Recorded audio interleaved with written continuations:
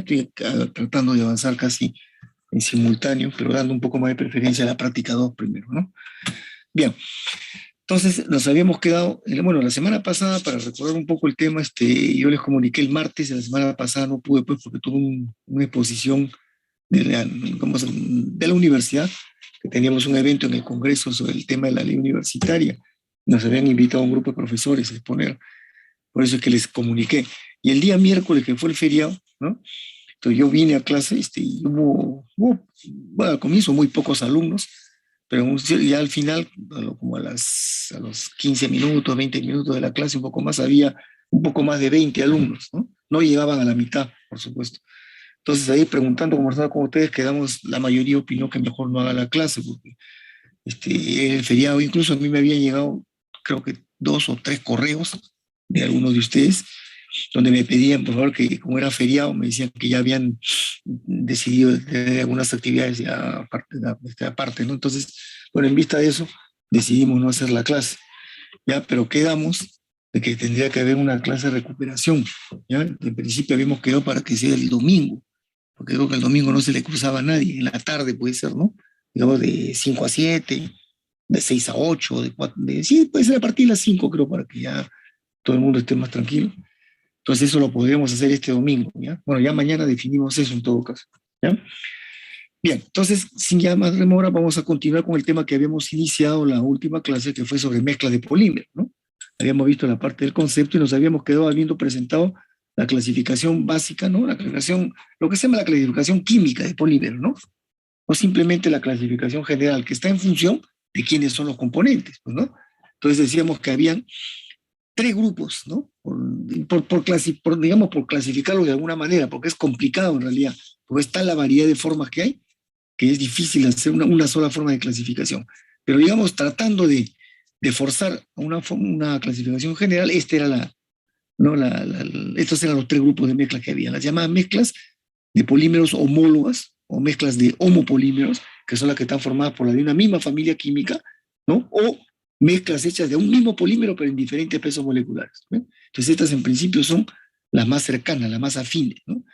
Después tenemos, voy a ir a la tercera, las mezclas químicas, que son las más variadas, que son las que se mezclan 2 polímeros de cualquier grupo distinto, perdón, de cualquier grupo distinto, y son las llamadas mezclas poliméricas no homólogas, ¿no?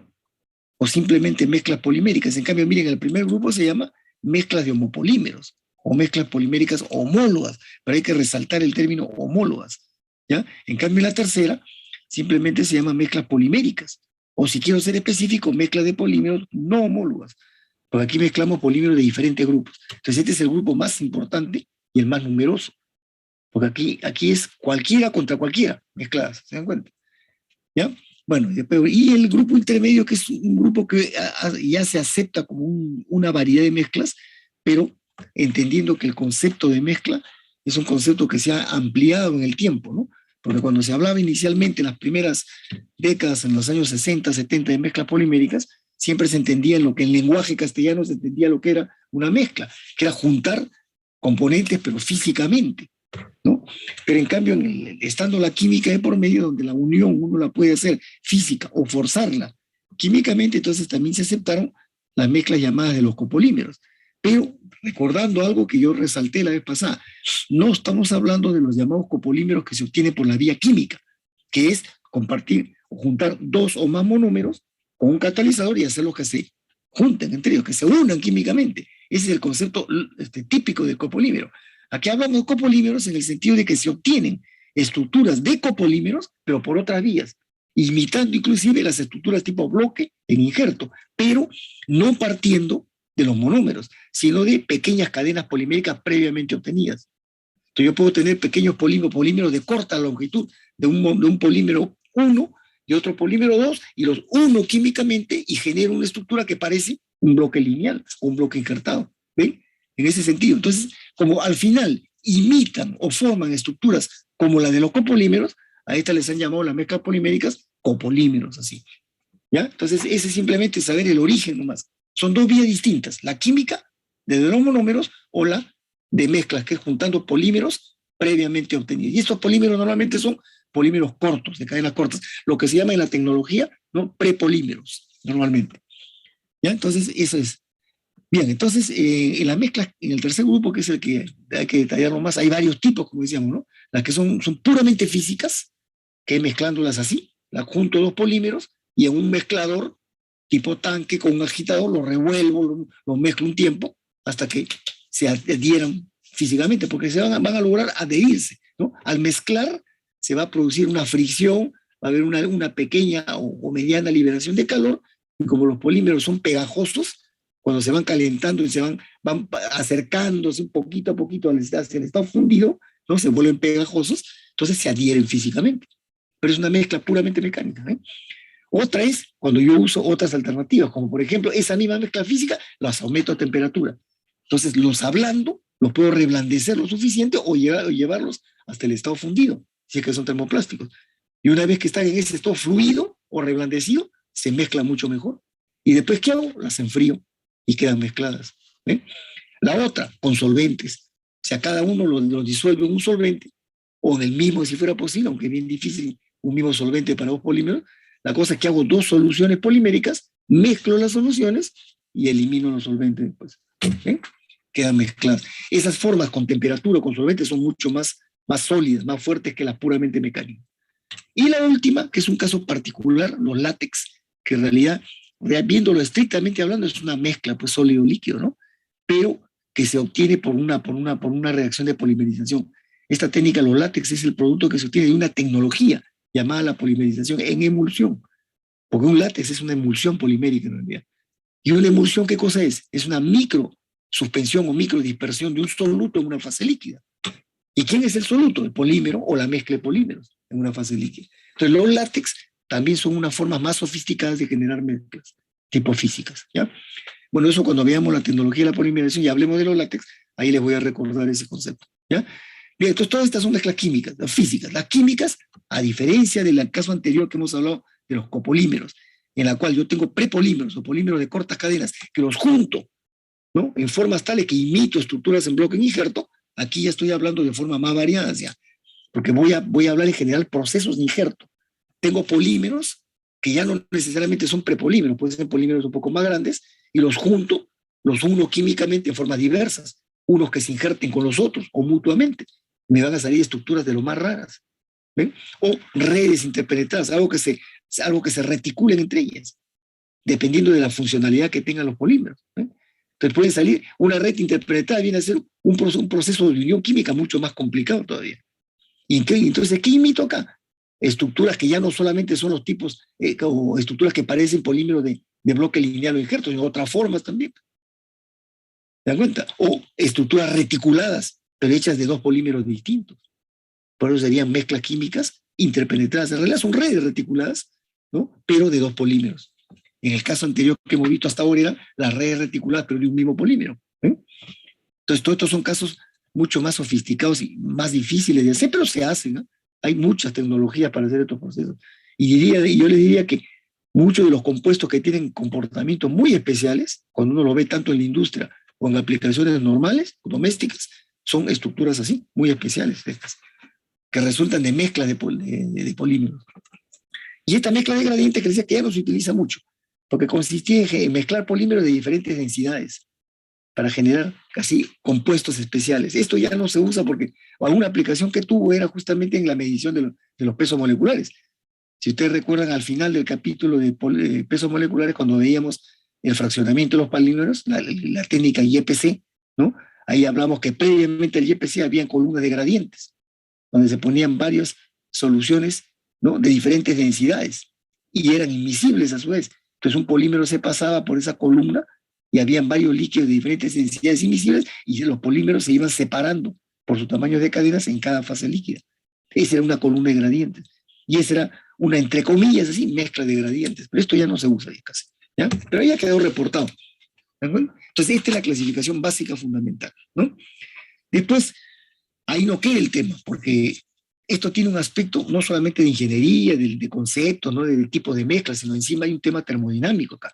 Porque como estamos hablando de mezclas, nosotros sabemos ya de la termodinámica que cuando hay una mezcla, hay automáticamente un fenómeno natural, que es la separación de fases.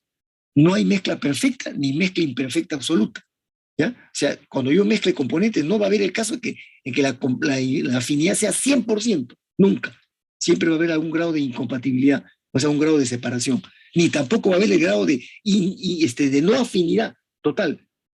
Siempre algo afín serán entre los componentes y algo se mezclarán.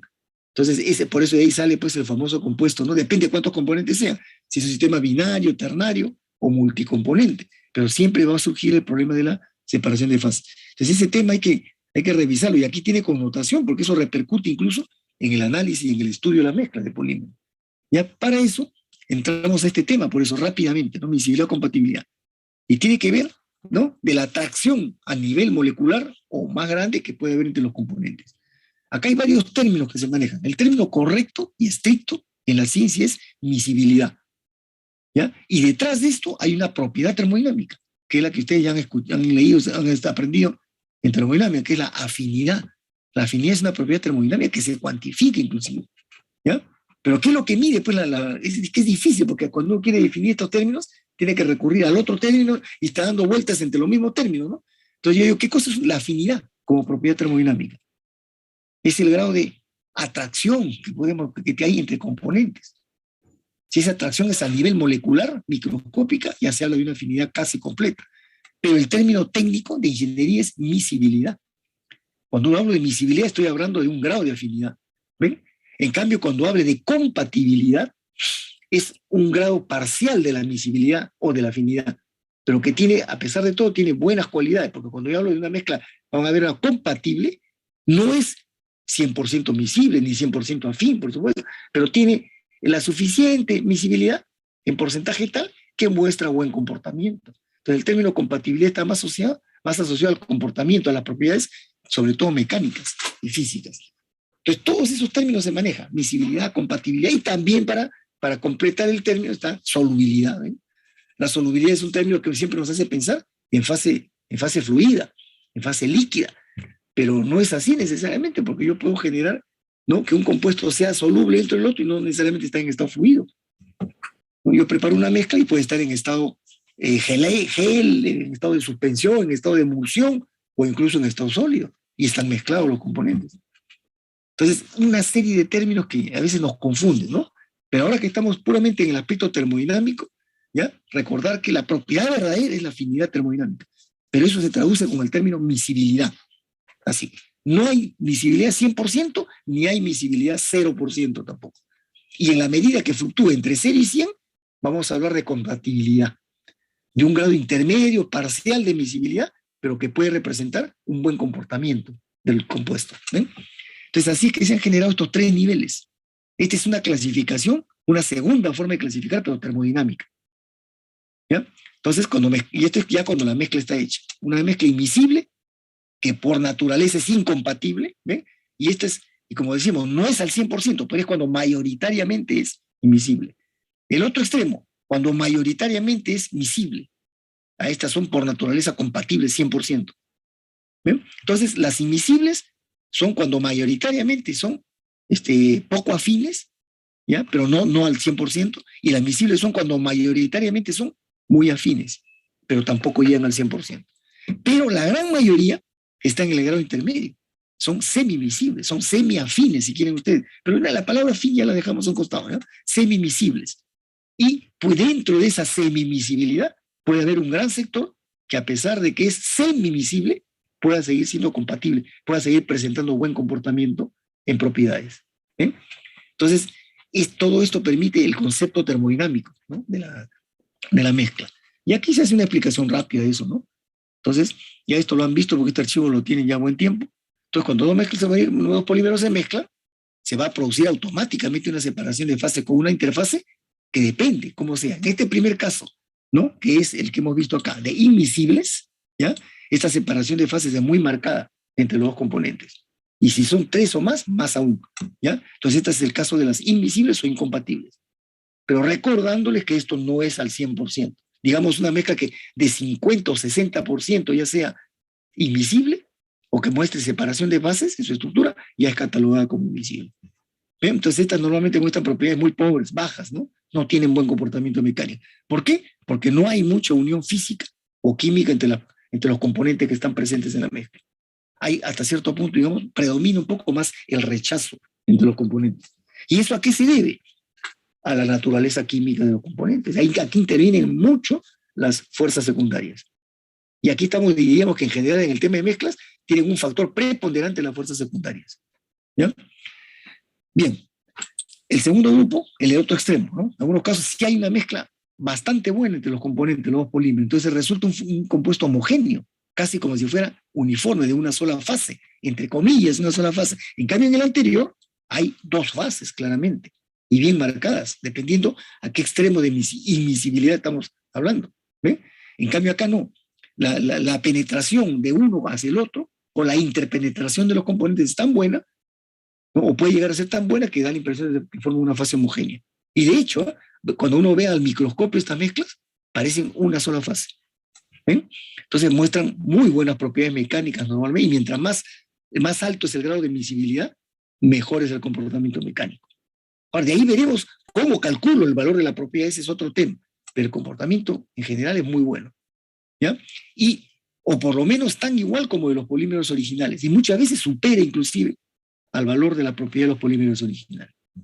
¿Ya? Entonces, acá como se dice en el código amarillo, hay que resaltar que esta homogeneidad o heterogeneidad que hay en estos casos que hemos mencionado, el 1 y el 2, que son el incompatible o la invisible con la admisible, corresponden a los casos límites, ¿ya? En cuanto a la dispersión que vamos a ver al interior de la estructura de la mezcla.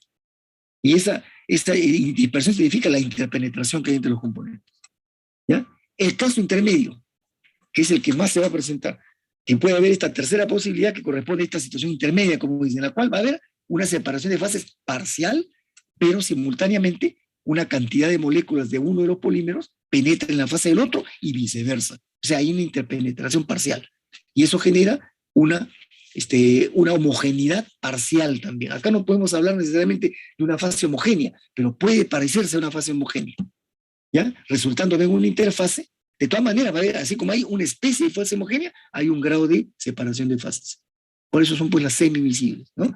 Y esa separación va a definir que hay hay interfaces entre los dos componentes. Estas son pues las semivisibles, ¿eh?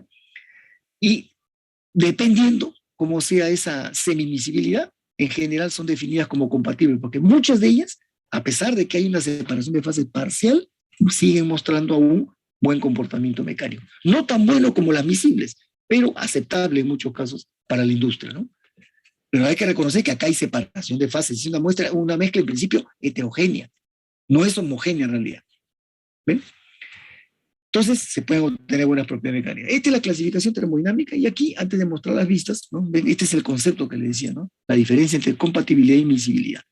El primero se refiere, ¿no?, compatibilidad al comportamiento de la mezcla en función de las propiedades mecánicas. Yo puedo tener incluso separación, semi-miscibilidad, pero sigo teniendo buen comportamiento, será compatible. Y eso es lo que ven ustedes en las semimisibles y en las misibles. En cambio, el término miscibilidad es un término más estricto, que se refiere a la afinidad a nivel molecular y a la formación de una fase o un sistema homogéneo. ¿Ya? Pero como hemos dicho que no hay el 100% ni para uno ni para otro, no hay ni la miscibilidad absoluta ni la inmiscibilidad absoluta, entonces se acepta como miscibles las que son mayoritariamente miscibles, o las inmiscibles son las que mayoritariamente son invisibles. ¿Ven?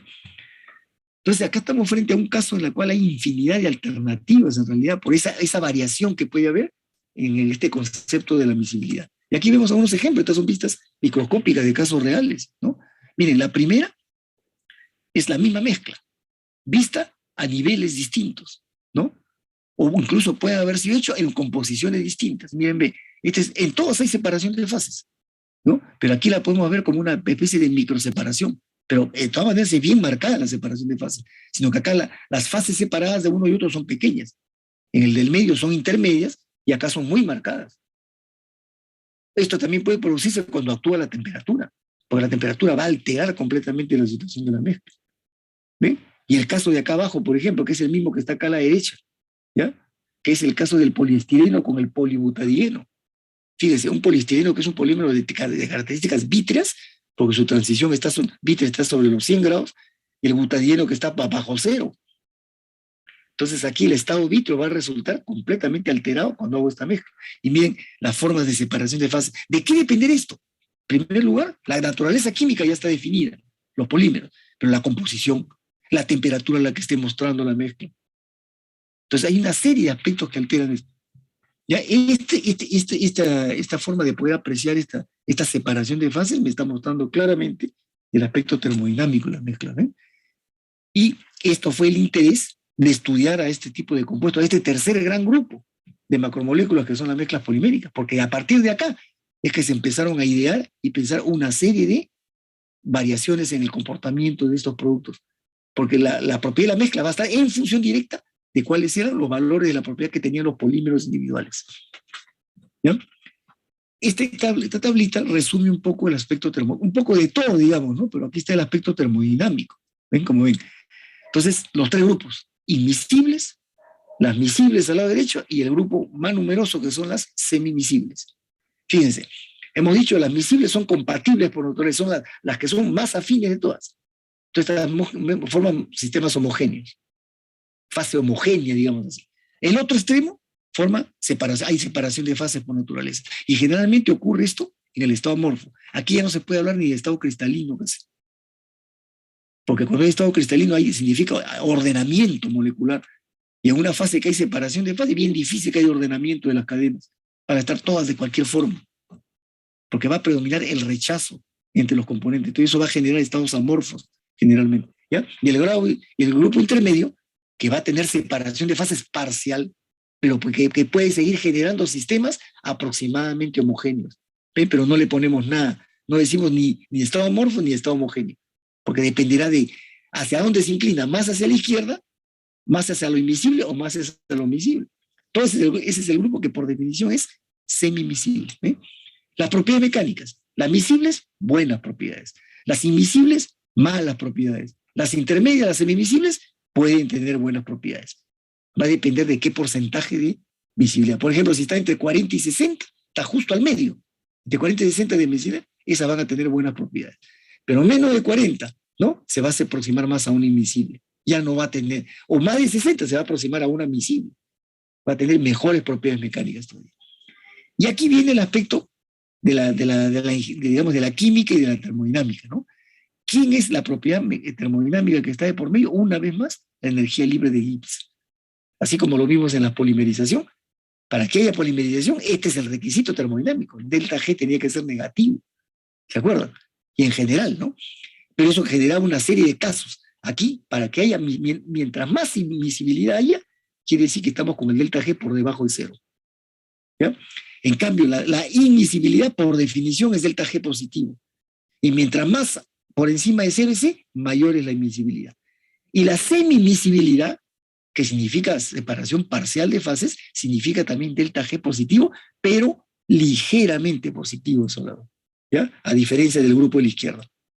Entonces, cuando hay delta G ligeramente positivos, ya son separaciones de fases parciales, pero pueden seguir teniendo fases más o menos homogéneas y comportamientos mecánicos buenos todavía. Pero si empieza a subir el delta G, pasamos al tercer grupo, definitivamente. ¿Ya? Y en cuanto a las propiedades ya de los polímeros, esto se ha logrado, con tantos años de estudio, se ha logrado cuantificar mejor el tema de la miscibilidad con la transición vítrea. Se ha encontrado que cuando más miscibilidad hay, mientras más compatible, más homogénea la fase que forman las mezclas, ¿no? Hay una sola TY. Y esa TY va a seguir una tendencia, va a estar en función de las TYs de los dos polímeros. ¿Ya? En cambio, en la otra, cuando tenemos la separación más fuerte, invisibles, ¿no? Hay claramente dos TYs, dos transiciones vítreas, que se aproximan a las TYs de los polímeros originales.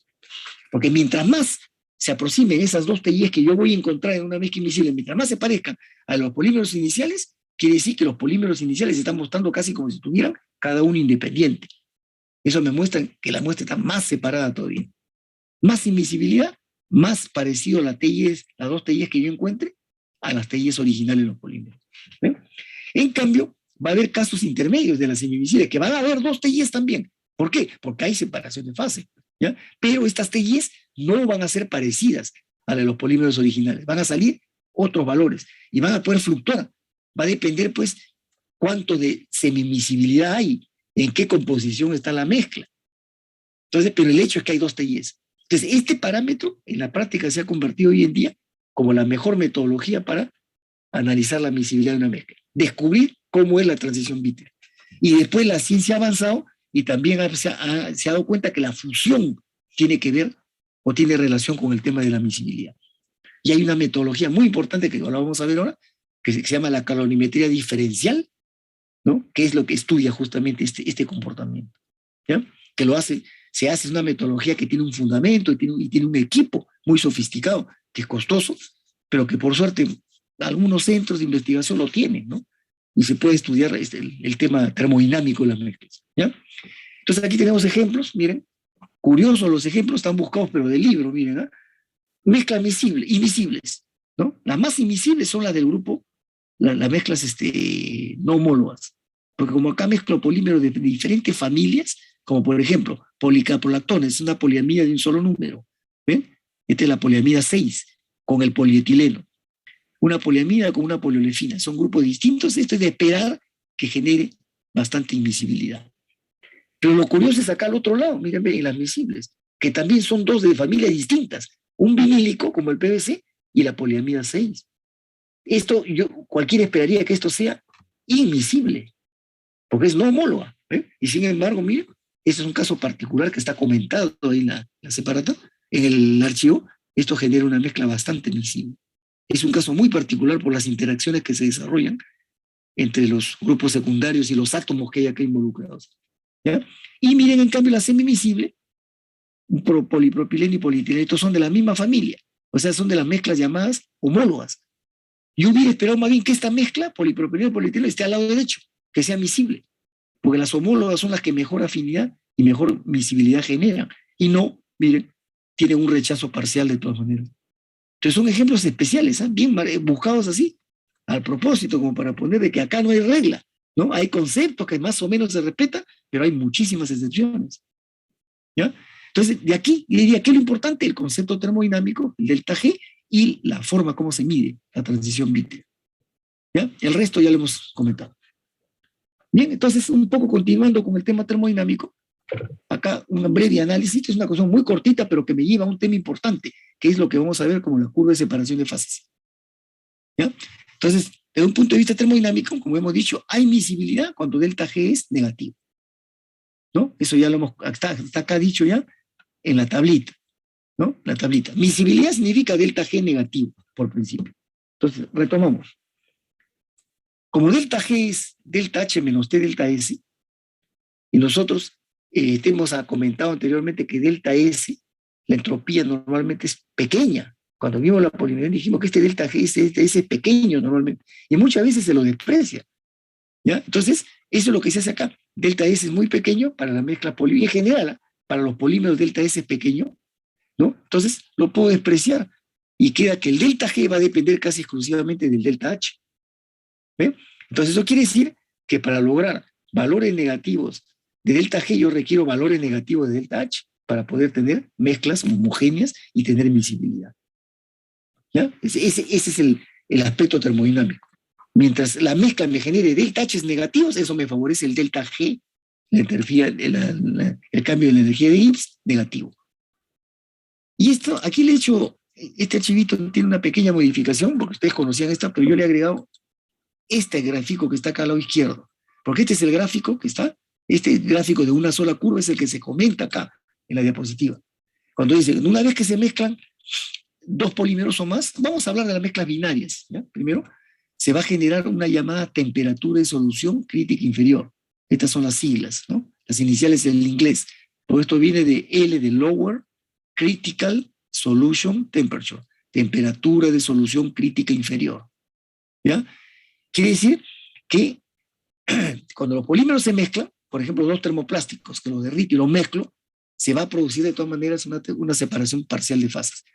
Y eso lo manifiesta esta gráfica donde va a aparecer este punto, ¿ya? ¿Y qué significa ese punto? Por eso aquí le he insertado, de que esa mezcla, para una composición determinada, va a tener un rango de temperaturas en la cual es miscible y en otro rango que es invisible.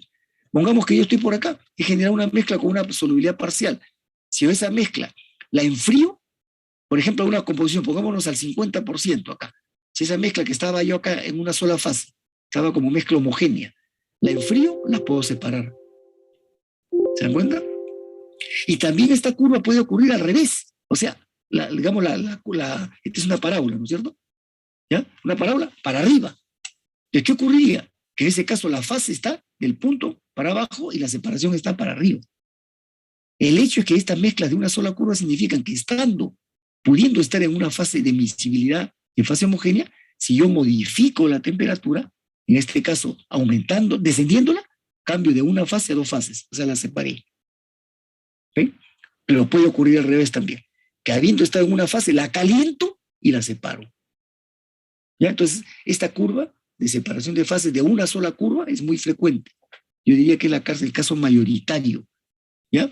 Pero observándola bien la curva, no solamente la dependencia es con la temperatura, sino también con la composición. ¿Ven? Entonces, ¿qué quiere decir? Que va a haber un rango amplio de composiciones en la cual voy a notar esa tendencia, que modificando la temperatura voy a o separar o voy a estar en fase homogénea. ¿Ya?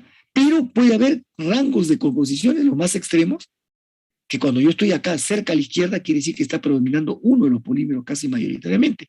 Y cuando voy al otro extremo, está predominando el otro. ¿Ven? Entonces, cuando los polímeros están casi en gran mayoría, el comportamiento es diferente, porque va a ser casi como de una sola fase siempre. ¿Por qué? Porque como predomina casi uno solo, se va a comportar como si fuera un solo polímero. Entonces, esta gráfica tiene que ser así. Es tipo parabólica, pero siempre en los extremos no llega al punto 0 ni al punto 100. Esta es la composición, este 0 a 100, ¿eh? Por si acaso. O de 0 a 1 si están en fracción decimal, ¿no? Entonces, los extremos tienen que ser así, sin llegar. Y ahí tiene que ser libre, ¿no? Quiere decir que este es de una sola fase siempre. ¿Ven? Entonces, este comportamiento es muy conocido, esto es lo que se llama la curva de separación de fases. Y esa separación de fases es función tanto de la temperatura como de la composición. Ese es el aspecto termodinámico. ¿Ya? Entonces, eso es lo que se decía acá. ¿Ven? Yo puedo mezclarlas con así, pero se va a generar automáticamente el aspecto termodinámico. ¿Ya? Incluso las que son muy miscibles, las que tienen una gran afinidad, una gran miscibilidad, esta curva lo que va a ocurrir es que se va a reducir, se va a angostar, tanto en lo ancho como en la altura, porque ya todo se comportaría casi como una sola fase. ¿Ven? Pero también ocurre este caso que está al lado derecho. Este caso que está al lado derecho es la misma que está acá, la misma gráfica, por si acaso. ¿Ya? Que hay sistemas más complejos, producto de quién, de la naturaleza química de las mezclas, ¿no? De los tipos de grupos secundarios que tienen, por lo tanto las interacciones que pueden desarrollar y van a generar una doble curva. ¿Ven? Son dos parábolas, una abierta hacia arriba y otra hacia abajo. ¿Ven? Aquí en este caso la zona miscible sí es la zona intermedia, claramente. ¿Y cómo se explican estas mezclas? Aquí se trata de que son mezclas más complejas, como digo, que estando miscibles, estando en una fase de homogeneidad, se van a separar si yo las caliento. Si yo subo la temperatura, pasa a una fase separada, de separación de fases. Y lo mismo también puede ocurrir si en frío. Estando acá, si en frío, también se pueden separar. O sea, tienen doble causa para separarse, o calentando o enfriando. ¿Ven? Son mezclas más complicadas. ¿Ya? Pero siempre, dependiendo también de la composición. Porque va a haber los extremos, ¿no? Que significan que predomina o uno o el otro, casi mayoritariamente, donde el comportamiento sería como si fuera de uno o de otro solo. Por eso van a ser como si fueran homogéneos. Ahí no hay separación de fases. ¿Ya? Pero estas curvas son muy variables, ¿eh? No son así tan derechitas, tan bonitas como la veo acá, a veces son medias chuecas, medias torcidas. ¿Ya? Y me vuelven a mostrar la doble dependencia con la temperatura, ¿no? Que separa calentando o enfriando o con la composición. ¿Ven? ¿Qué más? Aquí hay un doble punto crítico. ¿Ya? Hay el punto crítico inferior, que claramente es en la de arriba. ¿Por qué? Porque por eso se llama temperatura de solución crítica inferior, porque es la menor de todas las temperaturas críticas. ¿Y por qué son críticas? Porque marcan el límite entre la fase homogénea y la separada. ¿Ven? Por eso son todos los puntos que constituyen esta parábola son puntos críticos todos. Pero hay uno que es el menor, el inferior, es este. Igual en el otro. Como acá se trata de la curva al revés, aquí va a haber ese punto, todos son los puntos críticos también, pero hay uno que es el superior. Entonces esto significa así, temperatura de solución crítica superior. Esta es la palabra upper. Upper significa superior en inglés. ¿Ven? Hay 2 puntos críticos acá. ¿Ya? Entonces, estas mezclas son grupos más reducidos, minoritarios, pero hay una cantidad de mezclas así. Entonces, esto hay que conocerlo. Cuando yo voy a trabajar la mezcla, tengo que saber, porque el comportamiento de la mezcla va a estar en función de la composición, de los esfuerzos a los que la voy a someter mecánicos y de la temperatura. Porque estas mezclas yo las voy a procesar en maquinaria y van a trabajar a temperatura y presión. Entonces tengo que saber cómo se comportan mecánicamente y frente a la temperatura. Entonces, ¿qué tengo que hacer? Tengo que conocer esta gráfica, esta curva de separación de la mezcla. Y quien no la conozco, la tengo que construir. Y para esto hay test. Un test de calentamiento y aquí se utiliza mucho la microscopía para ir evaluando y observando la separación de fases. ¿Bien? Así que para muchas mezclas estas curvas, que ustedes las van a poder encontrar en bibliografías diversas, han sido obtenidas experimentalmente. ¿Ya? Pero hay correlaciones también que me dan, ¿no? Hay expresiones matemáticas que me ayudan a obtener esta gráfica. Bien, entonces hasta el momento, fíjense, hemos mostrado esa separación en la forma básica cuando hay una sola separación así o al revés para arriba o con doble curva, en la que habría los 2 puntos críticos, ¿no? Ahora, la realidad, acá, miren, voy a tomar como referencia esta de acá, la de doble curva, ¿ya? La realidad es que esta transición no es tan sencilla como aparece. Esta gráfica a la izquierda es la misma que estaba en la diapositiva anterior, pero acá la vemos en su forma más real. ¿Ven?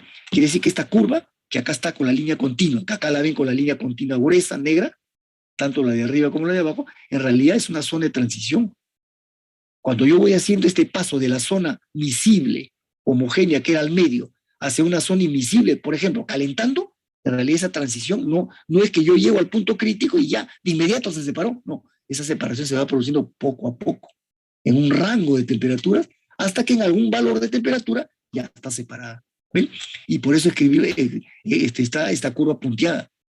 Y la de la separación entre la continua y la punteada es la franja de transición. Como diciéndome lo que en realidad es el fenómeno es progresivo. Porque así como estaban mezcladas, al momento que yo la voy a ir separando, elevando la temperatura, ¿qué es lo que estoy haciendo? Voy rompiendo las interacciones secundarias que se habían formado entre los polímeros. Y eso no es violento, pues, es progresivo. Así que es de esperar que así sea en realidad, sean como zonas de transición. Y cuando enfrío y separo también, una vez que empiezo a enfriar y empieza la separación, se empiezan a alterar las fuerzas secundarias, poco a poco van ocurriendo, hasta que llego a la línea punteada. ¿Ya? Recién de la línea punteada para abajo o para arriba es que estoy en fase separada. ¿Ven? Y como dice acá, la región estable es la zona intermedia, la región inestable, las zonas separadas, y las zonas de transición son las zonas metaestables.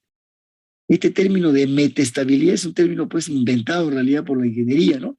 Porque en la ciencia no aceptan este término. Se habla de estable e inestable, pero metaestable significa que tiene de los dos, pues, ¿no? Y efectivamente la zona de transición tiene zonas que todavía no se han separado, estables, y zonas ya separadas, inestables. Por eso le dicen metaestables. ¿Ya? Esos son términos, pues, ya de la... ¿no? Como digo, no siempre la ingeniería va de la mano con la ciencia, se supone que deben andar juntos, pero a veces tienen discrepancias, sobre todo en la forma de entender algunos conceptos, ¿no? Bien, entonces esto es, ¿no? Ahora, para cerrar este tema, hay más formas de curvas de separación de fase. Hay unas que, como hemos visto acá, miren, de 1 o de 2, la están viendo en forma vertical, ¿no? O son parábolas 1 o 2, o para arriba o para abajo. Pero hay curvas de separación más caprichosas que son laterales. O sea, la parábola en vez de estar así, para arriba está de costado. Digamos, los extremos, estos extremos, voy a hablar de esta, ¿ya? Estos extremos de las parábolas están aquí, acá o acá. O sea, la parábola, imagínense que la roto. La parábola la roto así, acá, y va a estar así, ¿no? Miren el cursor, más o menos así. ¿Ven? Y los extremos de la parábola están acá, sobre el eje. Esa es una separación de fase más caprichosa. O puede estar hacia el otro lado. La parábola está, ahora la roto, este extremo lo jalo, lo roto para acá. Y evidentemente la parábola se voltea hacia el eje vertical derecho. Entonces hay curvas así. Y también dependen de la temperatura. Y también dependen de la composición. Incluso hay casos muy raros de curvas laterales así, de costado inclinadas, pero de doble curva. O sea, imagínense estas dos parábolas, la de arriba girada hacia la izquierda y la de abajo girada hacia la derecha. Mucho más complicadas todavía, pero siempre se va a cumplir en todas las curvas que depende de la temperatura y de la composición. Ese es el aspecto termodinámico fundamental, ¿ya? Entonces aquí se hacen unos comentarios, ¿no? Los valores negativos, como decíamos, que van a generar delta G de energía libre de Y negativas, van a generar miscibilidad. Y esto se encuentra cuando la mezcla tiene interacciones específicas entre los polímeros. Mientras mejor se desarrollen interacciones entre los polímeros, ese es el requisito para generar miscibilidad, ¿ya? Salvo la mezcla química, ¿sabes? Porque las mezclas químicas que hemos planteado acá, lo recuerdo esto, las mezclas químicas, ¿no? Acá estoy hablando de procesos de injerto, pero forzados ya. Aquí tengo que hacer, digamos, ingresar al medio, ¿no? de preparación de la mezcla, tengo que ingresar a un aditivo que me genere forzadamente la unión covalente y me produzca estructuras de injerto o estructuras reticuladas interpenetradas. ¿Ya? Entonces son procesos ya químicos en realidad, en el fondo son químicos. ¿Ya? Entonces, aquí no, estamos hablando de la mezcla normal. Mezclo dos componentes, automáticamente vamos a ver qué nivel de interacciones se producen. Mientras mejor sea, va a generar de entalpías negativas y miscibilidad mayor. ¿Ve? Estas interacciones específicas se obtienen de todas las formas que conocen, ¿eh? Los puentes hidrógeno, fuerzas dipolo diversas, estas son no todas las fuerzas Van der Waals, ¿ve? Tanto entre dipolo, dipolo, dipolo y permanente con permanente, permanente con inducido, o los dipolos producto de la configuración electrónica, que son las fuerzas London. ¿Ve? También las interacciones ácido-base. Estas son otras interacciones de la química, como saben. Y finalmente, la formación de enlaces tipo complejos de transferencia de carga. En realidad, acá está toda la química. Como ya voy a mezclar mezclas de cualquier grupo contra cualquier otro grupo, existe la posibilidad que se generen todo tipo de interacciones. ¿Ya? A veces, a estas interacciones ácido-base le dicen, a veces, por si acaso lo digo, iónicas, entre paréntesis, ¿no? Y lo digo así, con esa condicional.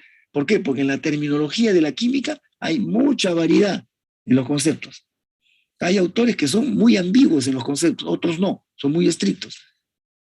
¿Ya? Pero aquí muchas veces esas interacciones ácido-base dicen son tipo iónicas. Entonces, como están viendo acá, está todo el espectro de las fuerzas secundarias. Estas son las que van a generar, dependiendo de cómo se presente, entalpías negativas y energía libre de Gibbs negativa, o sea, miscibilidad. En el caso que mostramos en el cuadrito que yo les comenté acá, y como mezcla miscible, compatible, miren, la caprolactona con el PVC, siendo de familias distintas, siendo esto una mezcla no homóloga, que era de esperar que no sea miscible, sino semimiscible o inmiscible, sin embargo ha generado una mezcla miscible, y ese es el caso que se comenta aquí, ¿eh? Es el caso particular de la policaprolactona con el PVC. Se ha encontrado que al parecer que hay una interacción específica entre los grupos carbonilo del PLC y desde el grupo amida, pues, ¿no? Del grupo carboxilo que perdió el oxidrilo y se juntó con el grupo NH, ¿no? Y formó el grupo amida, ese grupo carbonilo con los hidrógenos alfa del PVC. ¿Quiénes son los hidrógenos alfa? El hidrógeno que está junto con el grupo cloro. ¿Eh? Entonces, este es un caso muy particular que despertó el interés, porque ¿por qué generaba mezcla homogénea siendo una mezcla no homóloga de familias distintas? ¿Y así? Entonces la química anda por ahí continuamente estudiando casos particulares, pero hoy día son miles de mezclas que se conocen en realidad, muchísimos, son ya 4 o 5 décadas que están estudiando las mezclas poliméricas. Bien, entonces hasta aquí cerró el tema teórico, digamos, y pasamos a las partes prácticas, ¿no? ¿Cómo se cuantifica o cómo se mide la miscibilidad? Hay una serie de tecnologías, pero poco a poco estas han sido siendo depuradas un poco, ¿no? Miren, la claridad óptica era una metodología que se usaba, ¿ya? Pero después se ha dejado un poco de lado porque es confusa. Y vamos a decir por qué, ¿no? Porque la claridad óptica decía lo siguiente, dice, mezcla miscible es la que en contraste a la luz deja pasar la luz. Perdón un ratito. ¿Aló?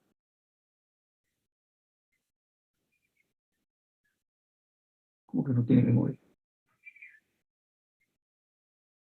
¿Sí? ¿Quién no tiene memoria?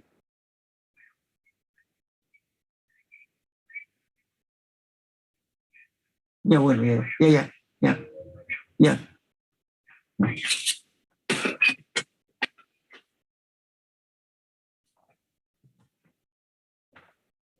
Ya, listo. Entonces, la claridad óptica decía que una mezcla, si es homogénea, cuando era contrastada hasta con un haz de luz, la luz solar normal, era transparente. ¿Ven? Dejaba pasar la luz. Entonces, eso era, funcionaba con una mezcla, pero después vino, eso chocó con el concepto de la cristalinidad. Porque recuerdan ustedes que hemos hablado de que una estructura cristalina, una estructura ordenada molecularmente, donde las cadenas de polímeros están paralelas, ¿no? Hay más densas. Entonces, normalmente las zonas cristalinas son zonas opacas a la luz. No dejan pasar la luz porque son zonas más densas. En cambio, las zonas amorfas, que son zonas huecas, dejan pasar la luz. ¿De acuerdo? Entonces, este concepto chocaba, porque entonces decían, no, depende pues cómo sea la cristalinidad. Entonces, eso generó un enredo. Y dijeron, ya, este concepto de la claridad óptica será válido para definir la miscibilidad siempre y cuando la mezcla sea amorfa. Si la mezcla es amorfa, ya, ahí sí pues se verá. Si es clara, es homogénea. Si no es clara, es heterogénea. Pero era un concepto así ya muy, muy flojo, ya como que no nos gustó mucho, porque decía, no, eso ya está condicionado a la cristalinidad. Entonces ha sido dejado un poco. Este test de acá de la luz refractada también, porque esto tiene que ver con ese test que hemos hablado de la difracción y difusión de la luz, que lo hemos comentado en pesos moleculares. Esta es una técnica muy buena para calcular el peso molecular promedio ponderal, pero tenemos que tener el equipo de difusión-difracción, que es un fenómeno de la física muy antiguo, como que cualquier cuerpo, cuando es, digamos, iluminado con un haz de luz, que digamos que impacta sobre el cuerpo, una porción se refleja y otra porción se refracta. Eso es así, el fenómeno es así. Entonces, ese fenómeno fue estudiado para el peso molecular, pero también ha sido estudiado para la miscibilidad. Y han encontrado relación entre el porcentaje de reflexión con refracción para definir la miscibilidad. Pero es un test complicado, porque está en primer lugar dependiente de que yo haga el test de difusión y de difracción, y para eso tengo que tener el equipo. Nuevamente, caigo. Entonces, resulta que esto se vuelve en la práctica un tema más de física, ¿ya? Y la interpretación es bastante sofisticada, pero sí es precisa. Yo con un test de difusión-refracción puedo predecir y decir si una mezcla es miscible, inmiscible o semi-miscible. ¿Ya? El test importante y más práctico que está fuertemente predominando ya hace mucho tiempo es la transición Bitter, como he dicho. Por eso en la tablita que mostramos antes, ahí está la TY, que es el parámetro que va a permitir evaluar la miscibilidad. Y después en segunda medida la fusión, pero sobre todo la TY. Y estas dos últimas, la transición Bitter con la fusión, se hacen con una técnica, pues, que es esta técnica que está acá. Es una metodología que se llama la calorimetría por barrido diferencial, DSC. Y este es el nombre en inglés, Differential Scanning Calorimetry. ¿eh? Scanning es barrido, ¿no? Escaneado. ¿no? Otros le dicen calorimetría por escaneado diferencial. ¿Se dan cuenta? Entonces, es un equipo. Acá lo ven, el equipo es un equipo caro. No tanto como el de difracción, pero cuesta tranquilamente como uno de IPC, ¿no? 40,000, 50,000 dólares, tranquilamente cuesta este equipo. ¿Ya?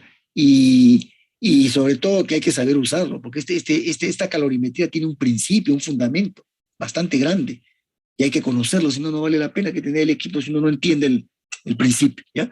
¿Y en qué consiste? Como es una calorimetría, que es una técnica de calentamiento, pero es un calentamiento especial, que yo no lo voy a medir el calentamiento en función de la temperatura directa, sino en función de la velocidad de calentamiento. Yo voy a hacer un estudio no calentando, subiendo la temperatura, sino viendo cuántos grados por minuto o por segundo estoy calentando. A eso le llaman calorimetría de barrido diferencial, ¿ven? Y eso trae efectos distintos. Entonces es una técnica, como digo, muy grande, ¿no? Acá la voy a comentar rápidamente. Pero como en la tabla inicial hemos dicho que esas mezclas homogéneas acá van a mostrar una TY o dos TYs, y dependiendo de ese valor de las dos TYs, pueden ser imisibles o semi-miscibles. Entonces hay que tener mucho cuidado, porque saber lo que el equipo me va a dar, voy a saber qué valor es realmente, porque a veces puedo hacer malas interpretaciones. Entonces, ¿qué requiero cuando yo voy a hacer la calorimetría diferencial con este equipo? Yo necesito hacer un cálculo previo, ¿ya? De la mezcla. Y si yo sospecho que la mezcla es homogénea, que va a haber una sola TY, entonces calculo cuál puede ser esa TY de la mezcla. Y aquí tenemos algunas de las muchas correlaciones que hay para calcular la transición Bitter de mezclas. ¿Ven? Por ejemplo, esta primera que se llama la regla de la mezcla es la fórmula más básica, ¿no? La TY de la mezcla es un ponderado entre la TY del polímero 1 y el TY del polímero 2, y en función de la composición. Omega 1 y omega 2 son las fracciones en peso de los polímeros, y TY1 y TY2 son los TYs de cada uno de los polímeros. Entonces yo los pondero según la composición de peso y saco la TY de la mezcla. ¿Ya? Esta es una correlación aceptable, digamos, no es de las mejores, pero mucho mejor son las otras dos, sobre todo la de Fox, que me da la inversa de la TI es igual a omega 1 entre TI1 más omega 2 entre TI2. O sea, omega 1 y omega 2 significan lo mismo, fracciones en peso, pero están en forma de inversas, pero con un detalle más. Las transiciones TI1 y TI2 tienen que estar en grados absolutos. O sea, en Kelvin o en Rankine, grados Kelvin o grados Rankine. ¿Ya? Y ahí me da un valor mucho más preciso la relación de la ecuación de Fox. O la regla de la mezcla logarítmica. Esta también es muy buena. Y también se trabaja generalmente con las TIs 1 y 2 en grados absolutos. ¿Ya? Entonces y hay un montón de correlaciones más, un montón. Si ustedes entran a una bibliografía de las que yo les he dado, ahí van a encontrar por lo menos 3 o 4 ecuaciones más. ¿Ya? Entonces, ¿a qué apunta esto? Aquí, yo hago un cálculo previo, porque digo, sospecho, como digo, de que voy a tener una mezcla homogénea, entonces yo no sé, a la hora que voy a hacer digamos, el experimento de calorimetría diferencial, que es esta gráfica de acá, que ahora la voy a comentar, yo tengo que tener una idea qué cosa es lo que estoy leyendo, porque el equipo lo que va a hacer es me va a reportar valores de temperaturas y me va a dar un aviso de que está notando un cambio brusco de la pendiente de la curva. Entonces, cuando uno pues se aprende el método y sabe todos los fundamentos, ya sabe qué cosa es lo que tiene que leer acá, ¿ya? Pero el equipo me va a dar, entonces yo tengo que saber qué cosa es lo que estoy leyendo. El equipo no me va a explicar, yo voy a interpretar los resultados del equipo. Entonces, si yo sospecho que es homogénea, debo encontrar una sola TI. ¿Y cómo voy a saber en qué valor va a estar esa TI? No tengo ni idea, para no estar así totalmente, digamos, como diría, sin conocer para no estar así, sin tener una idea mínima por dónde puede salir esa TI de la mezcla, hago mi cálculo previo. De repente me sale una TI, por ejemplo, el poliestireno, 100. Su TI es 100, 100, digamos, ¿ya? Y hablo de un polidieno, el polisopreno, menos 35. O el polibutadieno, que es menos 10 más o menos. Ya está, mezclo polibutadieno, TI menos 10, con poliestireno, TI 100. Entonces yo digo, los voy a poner 50-50%. Muy bien, aplico mi fórmula de Fox, ahí me sale, por ejemplo, 45 grados. La TI de la mezcla debe ser 45 grados. Y yo sospecho que va a ser homogénea. Voy al test. Entonces el test me va a ir reportando, me va avisando. Y me dice, me da un aviso, ¿no? Que ha detectado algo. Entonces yo voy confrontando con mis cálculos. Y a veces lo que hacen los interpretadores de este método, hacen el cálculo de la TI no solamente por una correlación, la hacen por 2 o 3 correlaciones distintas para confrontarlas entre ellas. Yo he visto, había una vez una interpretación de este método, ¿y qué hacen? Las promedian. Si tienen duda de una, promedian 2 o 3 cálculos que han hecho y sacan una TI promedio. Y con esa van a hacer la interpretación digamos, en la medición experimental que van a hacer.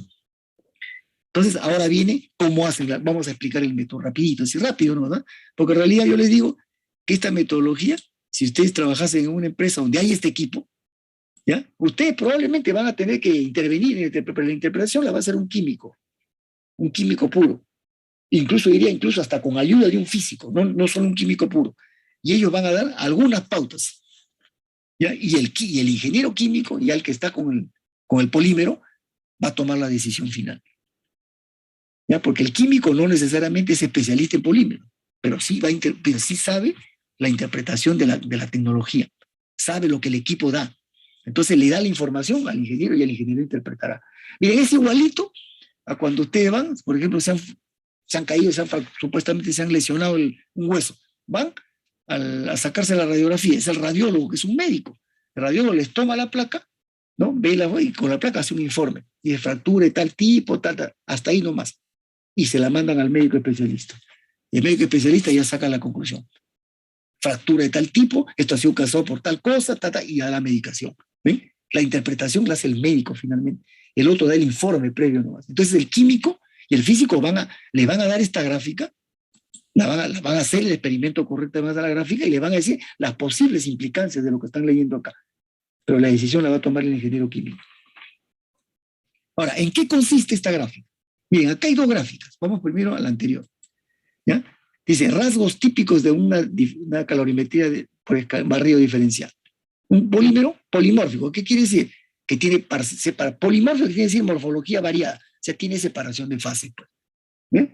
Entonces, aquí vemos simplemente una primera gráfica que me habla de cómo se está alterando la morfología, ¿no? Puede haber un porcentaje de cristalinidad y eso va a ir evolucionando, ¿no? Porque ese porcentaje de cristalinidad, por un lado, me habla de un porcentaje de ordenamiento de la estructura, pero por un lado hay una separación de fases. Entonces, cuando yo voy calentando, y en función del tiempo que va transcurriendo del calentamiento, eso se va a ir alterando. Eso es lo que detecta la calorimetría diferencial, como las alteraciones que se van produciendo en la estructura, todos los cambios. Y eso significa estado vitrio, la fusión. ¿Se dan cuenta? Entonces, acá habla de una transición de fases, ¿no? Y aquí simplemente estamos detectando los puntos principales. No estamos simplemente diciendo que va a haber un punto de fusión. Inclusive, en algunas mezclas muy raras, se encontró un punto de recristalización. Y previamente a la fusión, se va a ver un pico así, que me va a mostrar la alteración del estado vítreo.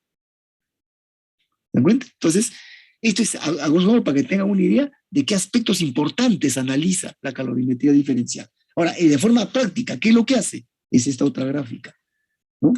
Se va produciendo la temperatura, pero acá dice en grados centígrados, pero en realidad es una rapidez de calentamiento, ¿ya? Entonces acá está.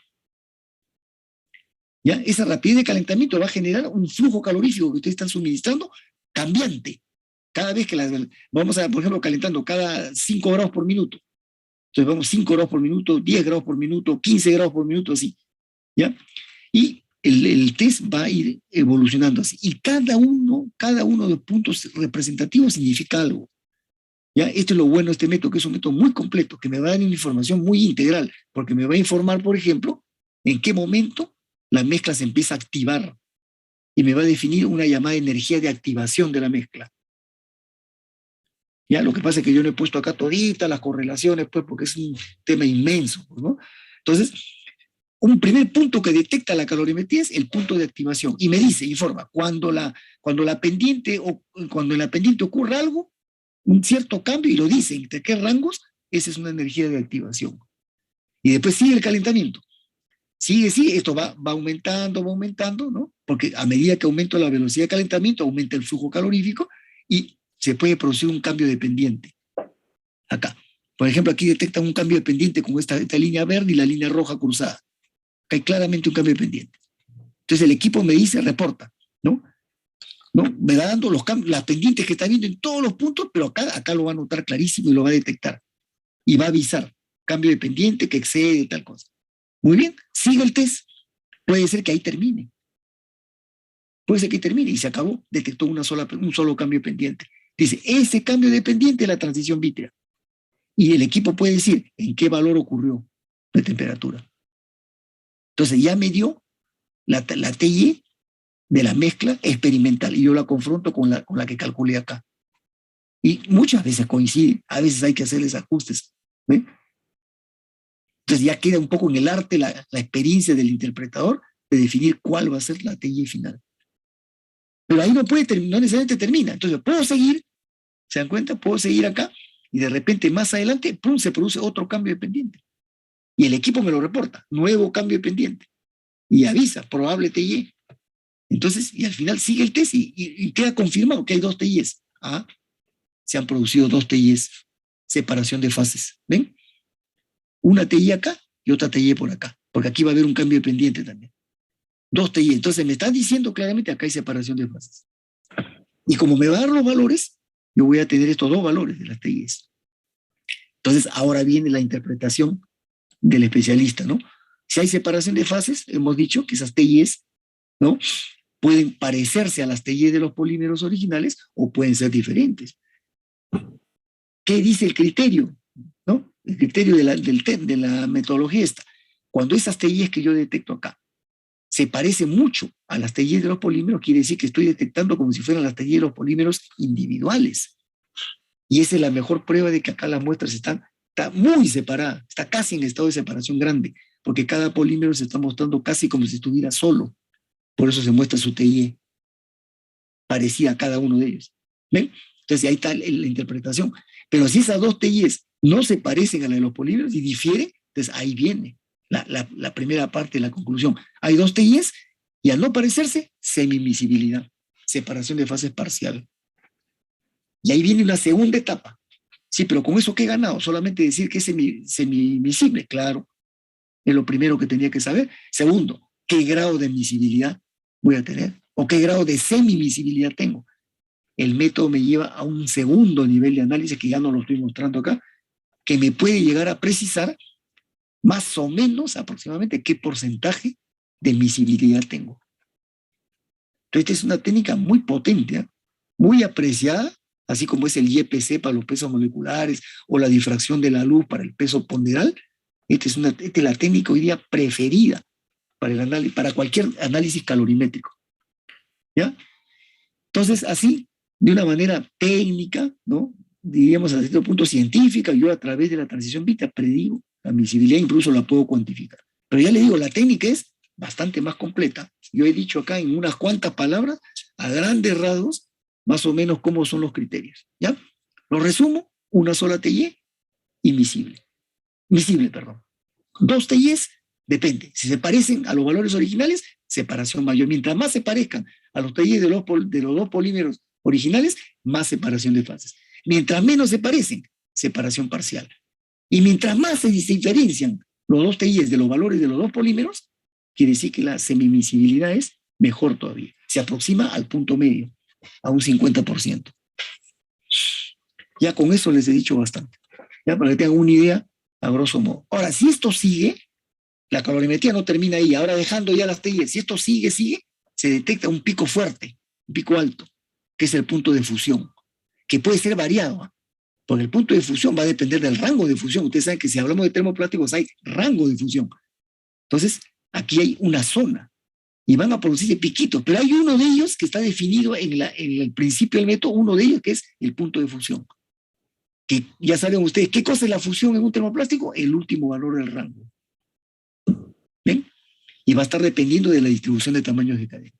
Entonces, esta calorimetría además me informa sobre el tema de la fusión. Bien importante, por eso es una técnica muy completa, ¿no? Pero costosa, pues, lamentablemente. ¿No? La UNI tenemos, por ejemplo, un calorímetro en ciencias, pero no para hacer estos tests. Un calorímetro que puede hacer parte de esto, pero no completamente. Ellos creo que compraron uno hace unos años, pero como a ellos no les interesaba mucho el tema de los polímeros, lo compraron para sus prácticas de física, pues, ¿no? En sus cursos que tienen. Igual tienen un equipo de difusión y difracción que lo utilizan en su curso de física. No tienen la parte aplicativa al peso de los polímeros. Entonces, ahí está lo costoso, pues. ¿Ya? Pero esta técnica es muy buena. La tecnología avanza, pues miren, antes yo calentaba aplicando temperaturas, ahora caliento aplicando velocidad de calentamiento, que es diferente. Y el efecto está clarísimo. Bien, ¿alguna pregunta hasta acá?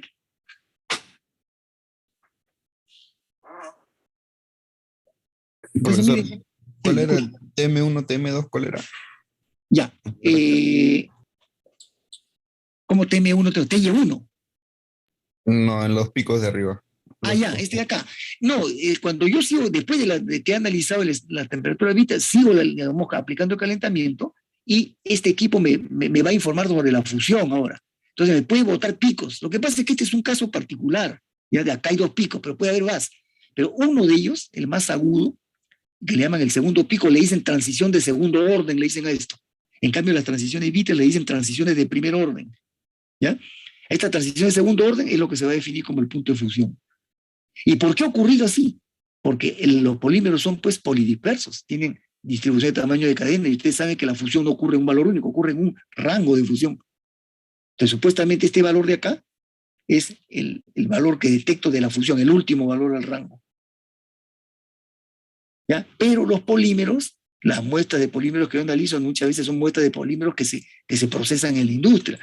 No son polímeros 100% perfectos, ¿se dan cuenta? Entonces pueden tener distribuciones de cadenas y pueden tener impurezas también. El polímero viene con aditivos, no se olviden. Puede venir con, ahora eso lo vamos a hablar al final, los polímeros nunca están solos, están con aditivos. El primero de ellos que puede tener es el plastificante. Entonces esos aditivos perturban un poco el análisis de esta calorimetría. Y por eso, por ejemplo, una vez detectada la fusión, todavía ven este pedazo de la curva. Yo diría, ¿y qué cosa significa esto? Para el especialista dice, esto ya no significa nada, la fusión ha sido esto. Pero ¿qué representa en todo caso? Pues ¿por qué el equipo detecta esto? Simplemente la presencia de las otras sustancias presentes en el polímero. ¿Ven? Pero esto ya no tiene nada que ver con la fusión. ¿Se dan cuenta? Para el concepto puro de la calorimetría es la transición de primer orden, que pueden ser 1 o 2 TIs, o la transición de segundo orden, la fusión.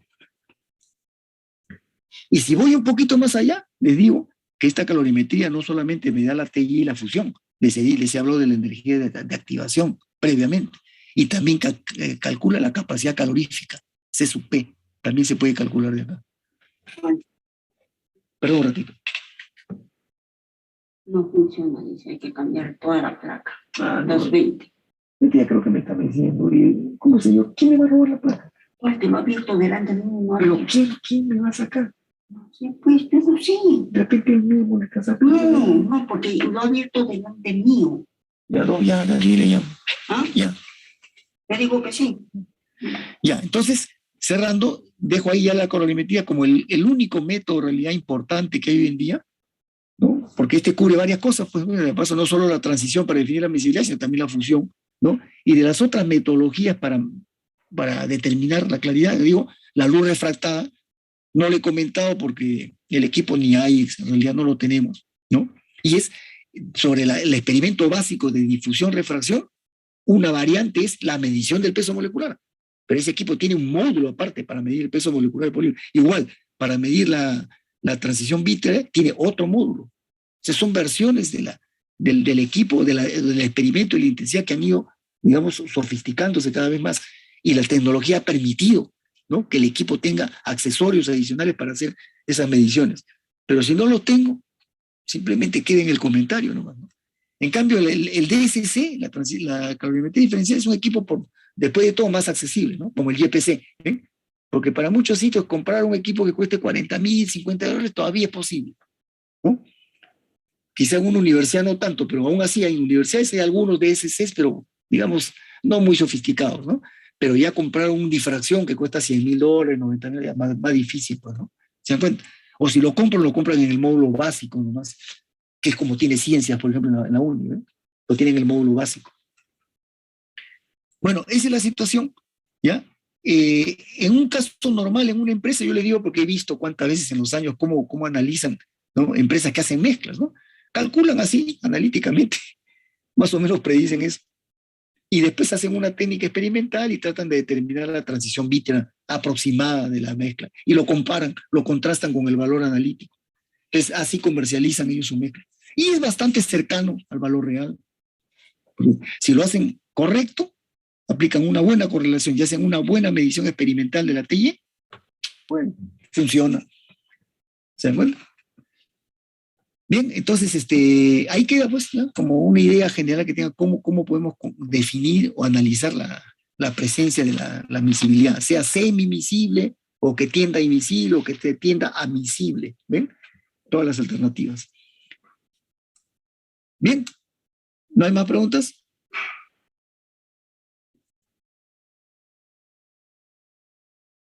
Bueno, ya con esto terminamos toda la parte conceptual, ¿ven? La clasificación original que dimos, la clasificación química, esta que hicimos acá, ¿no?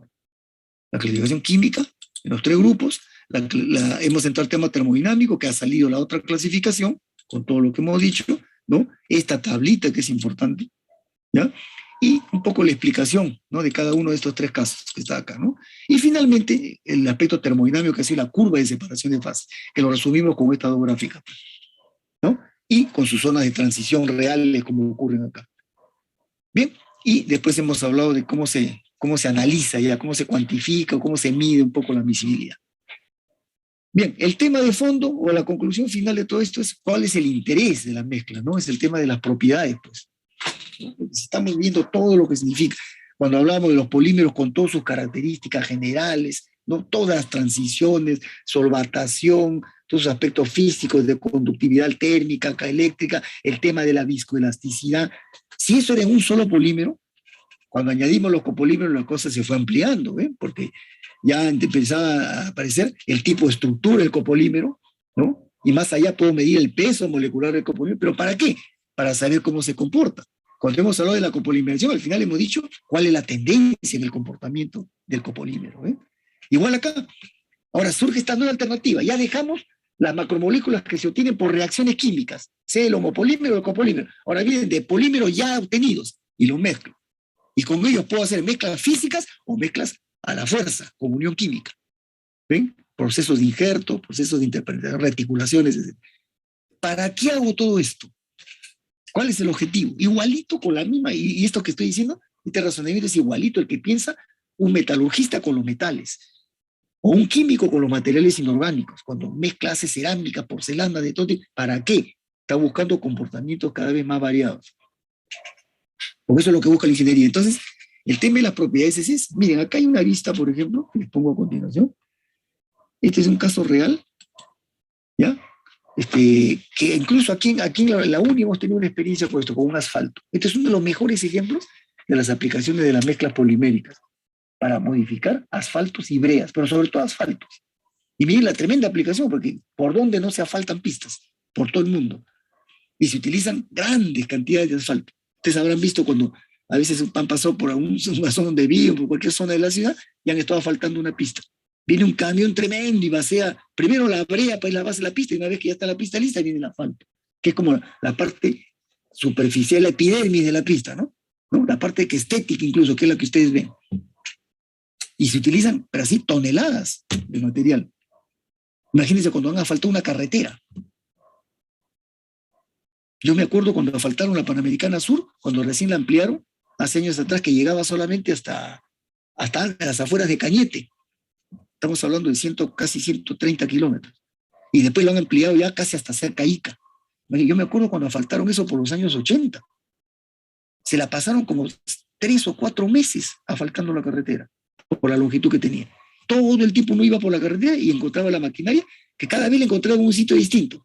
Cada vez le iba más al sur, porque iban avanzando en el asfaltado. Este es un tremendo interés que hay en todo el mundo, porque hoy día todos los asfaltos que se utilizan en el mundo son asfaltos modificados con mezclas poliméricas o incluso con polímeros solos. ¿Para qué? Para modificarle la textura, la rigidez, la plasticidad en general, la capacidad de formación. El asfalto tiene una característica propia. Si estuviera puro, tiene una rigidez natural y por lo tanto un comportamiento típico, ¿no? Frente a la temperatura va respondiendo de cierta manera, pero a veces no es lo ideal, porque yo asfalto en Lima, no hay problema. La temperatura es benigna, acá la temperatura fluctúa entre 30 grados, ¿no? Y hoy día que hace frío, entre 10 grados, digamos. Eso no es nada para un polímero. Pero si me voy a la selva, donde la temperatura permanente está de 35 para arriba, o en otras zonas del mundo, como están escuchando ustedes ese día, que en Europa hay ahorita una ola de calor espantosa. Hay ciudades en la Europa misma que están llegando a 45 grados, ¿no? O me voy al Medio Oriente, se dan cuenta, en Qatar, ahora que está de moda el mundial, han escuchado todas las temperaturas. ¿Cómo es en Qatar? Esa es la temperatura de la vida diaria de las personas. Entonces, ese asfalto está permanentemente a una temperatura un poco elevada. Viene un carro, de repente un carro no pasa nada, pero viene un camión a esa temperatura y el asfalto que está medio, que se empieza a reblandecer, cambia de comportamiento. ¿Se dan cuenta? O me voy al otro extremo, siempre tomando como referencia Lima, me voy acá a Huancayo, ¿no? En la noche, ¿cuánto baja la temperatura? Todos los días, ¿eh? Baja probablemente cerca a cero, y en invierno pues de repente, y cuando me voy a las zonas más altoandinas, ¿no? Ya están viendo los olas de friaje que hay, en todo el sur, por ejemplo, acá al centro. En la noche, menos 10, menos 15 grados, tranquilamente. ¿Qué le pasa a ese asfalto? ¿Se dan cuenta? ¿Qué afecta la temperatura? Por un lado, si es mucha, el asfalto se va a dilatar. Lo que va a salir a florecer es el coeficiente de dilatación volumétrica. Y cuando estamos en climas fríos, ¿qué va a ocurrir? La contracción, el coeficiente de contracción. ¿Sí? Dos coeficientes opuestos del comportamiento frente al calor. Entonces, un asfalto que lo someto a mucha temperatura se va a ablandar más fácil, se va a dilatar más fácil, se va a distorsionar, va a cambiar su espesor más fácil frente al paso de los vehículos. No va a resistir como debe ser, si es que está permanentemente sometido a una temperatura elevada. O cuando está muy frío, está muy rígido, se contrae. Pasa un carro duro, lo puede quebrar fácilmente. ¿Se dan cuenta? Entonces, en uno u otro caso, cambia el comportamiento de un asfalto. ¿Para qué se lo mezcla con los polímeros? Para corregir eso. ¿Se dan cuenta? Se lo mezcla con una mezcla polimérica que lo vuelve más duro, si es que voy a trabajar en climas calurosos. ¿Para qué? Para que no se dilate tan fácil y mantiene su comportamiento. O lo llevo a un clima frío, entonces voy a poner un polímero que lo ablande un poquito para que no se contraiga en climas fríos. ¿Ven? Mantiene su comportamiento. Y hoy día se comercializan los asfaltos así, tanto en sólido o en emulsiones. Ya los asfaltos vienen preparados en forma de emulsión, inclusive, en forma líquida, con aditivos poliméricos. Y esto es un tremendo negocio. Y le digo por qué, porque una tesis se hizo en la facultad hace años. Un egresado que justamente hizo un estudio, su tesis fue justamente mostrar los resultados de una serie de experimentos de asfaltos modificados. Y su prueba las hizo en petróleo, ahí en la fábrica de Conchán, pasando como yendo al Urín, ¿no? Ahí hizo sus pruebas, porque ahí le brindaron las muestras de asfaltos que tenía. Y hizo pruebas y una serie y demostró, así, con valores reales, cómo los asfaltos cambian sus propiedades mecánicas. Y probó como 4 o 5 polímeros distintos, mezclas poliméricas incluidas. Bien interesante. Entonces miren acá, por ejemplo, ¿no? Este es un asfalto modificado. Hay una separación de fases definitiva, pero aquí lo que importa más que la separación de fases, porque el asfalto mismo no es una estructura muy homogénea. La separación de fases no interesa tanto, lo que importa es el efecto que causa el polímero, la afectación que le trae o a la dilatación volumétrica o a la contracción. ¿Ven? Eso es lo importante. Y ahí están los resultados. Entonces, este tema de las propiedades es bien importante. Eso es lo que nos interesa al final de cuentas acá. ¿Para qué queremos complicarnos más con la mezcla de polímeros? Es para modificar propiedades. Y la forma como se van a modificar las propiedades con mezclas no es igual a como en un copolímero. Tienen diferentes formas de correlaciones. Acá es más complicado. Porque un copolímero yo escojo los monómeros y de momento que los voy a juntar, los voy a unir covalentemente desde el principio, la cosa es más controlable. Pero una mezcla ya no, porque ya tengo un polímero previamente obtenido que ya tiene su personalidad propia, el polímero. Entonces, al mezclarlo, ya no es tan fácil manipular el comportamiento del polímero, de la mezcla en este caso. Entonces, ven, cuando quiero mejorar las propiedades, ahí están los aditivos. Este fue el origen de todo. Y el primer problema que surgió fue el tema de la plasticidad. Yo quería modificar la capacidad de formación de un compuesto y aparecieron estos famosos aditivos llamados plastificantes. Un plastificante, ¿qué hace? Modifica la plasticidad de un polímero, lo vuelve menos rígido, más deformable, en otras palabras, que tenga más plasticidad, más capacidad de formación. Y esos compuestos eran compuestos simples, ¿ven? O hacían que el polímero se vuelva más flexible, pero después se dieron cuenta que estos plastificantes podían ser otros polímeros mismos. Y ahí es donde nace el concepto de las mezclas, cuando trataron de resolver un problema de plastificación, pero con polímeros ahora. Y ese fue el punto de partida de toda esta área que nació de las mezclas de polímeros. Entonces ocurre que, como dice en el tercer punto, esto dio lugar a la aplicación de las mezclas poliméricas, o sea, modificar una propiedad determinada de un polímero mediante la adición de otro polímero. ¿Ya? Y así fue aumentando, y empezaron a verse otras propiedades y hoy día prácticamente se pueden modificar casi todo tipo de propiedad de un polímero haciendo una mezcla con otro polímero o con otros polímeros. Así que este es el concepto, esta es la idea básica. ¿Ya? Los plastificantes, por si acaso les adelanto, estos aditivos que aumentan la plasticidad del polímero, o sea, la capacidad de formación. ¿Por qué? Porque lo hacen más flexible a un polímero usando otro polímero. Lo que hacen es actúan a nivel de fuerzas secundarias, ¿no? Modifican las fuerzas secundarias del polímero original, ahora con la presencia de otro polímero. Y al modificar las fuerzas secundarias, ¿qué es lo que hacen en el fondo? Alteran la transición vítrea en la TIE, la vuelven más negativa la TIE, la desplazan hacia la izquierda la TIE. Entonces, ¿qué hacen? Aumentan el rango trabajable del polímero. Y eso significa que lo hacen más deformable, más trabajable en general. ¿Ya? Pero en palabras técnicas significa hacerlo más flexible al polímero. Ese es el papel que juegan los plastificantes. Y por eso es importante. Los polímeros normalmente, la mayoría no tienen, cuando salen del reactor y ya están listos como polímero puro, tienen una serie de defectos. Y el primero de ellos es la plasticidad.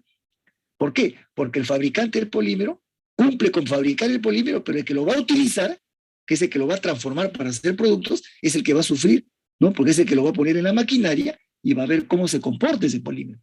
Entonces ahí es donde siente los defectos del polímero. Entonces, por eso le interesa primero el plastificante. Pero con esto lo vuelve más dócil, más manipulable al polímero. Y con eso la maquinaria es más trabajable, más fácil. Así que acá estamos hablando de un tema de fondo, ¿eh? Que es de interés de primer orden en la industria. El primer tipo de aditivo que se utiliza con los polímeros son los plastificantes. ¿Ya? Bien, entonces acá vienen ya los conceptos, ¿no? ¿Cómo es que el resultado que yo voy obteniendo cuando mezclo polímeros? Y esto ya ha avanzado mucho, mucho en los años.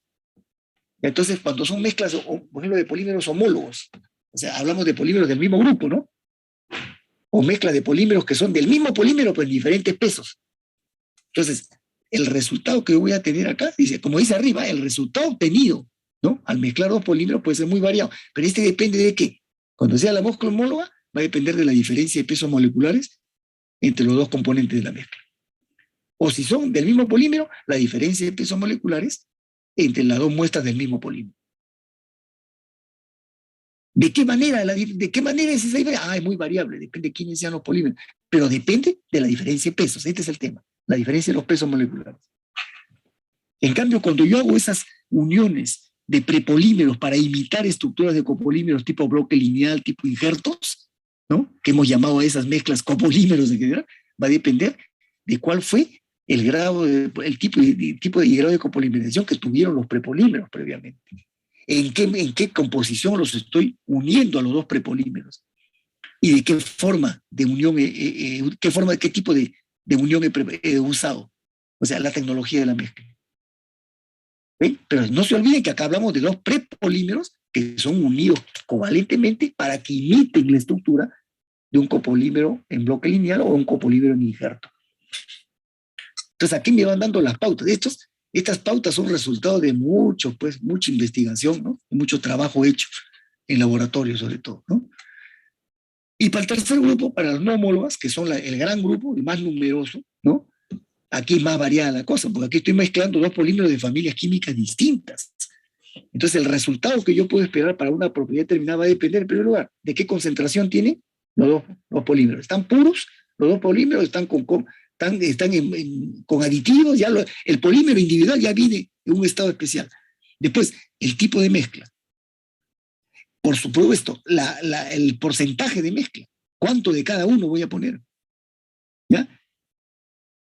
¿Qué propiedades tienen originalmente los polímeros? Porque no se trata de mezclar dos polímeros que tengan propiedades completamente distintas o muy parecidas.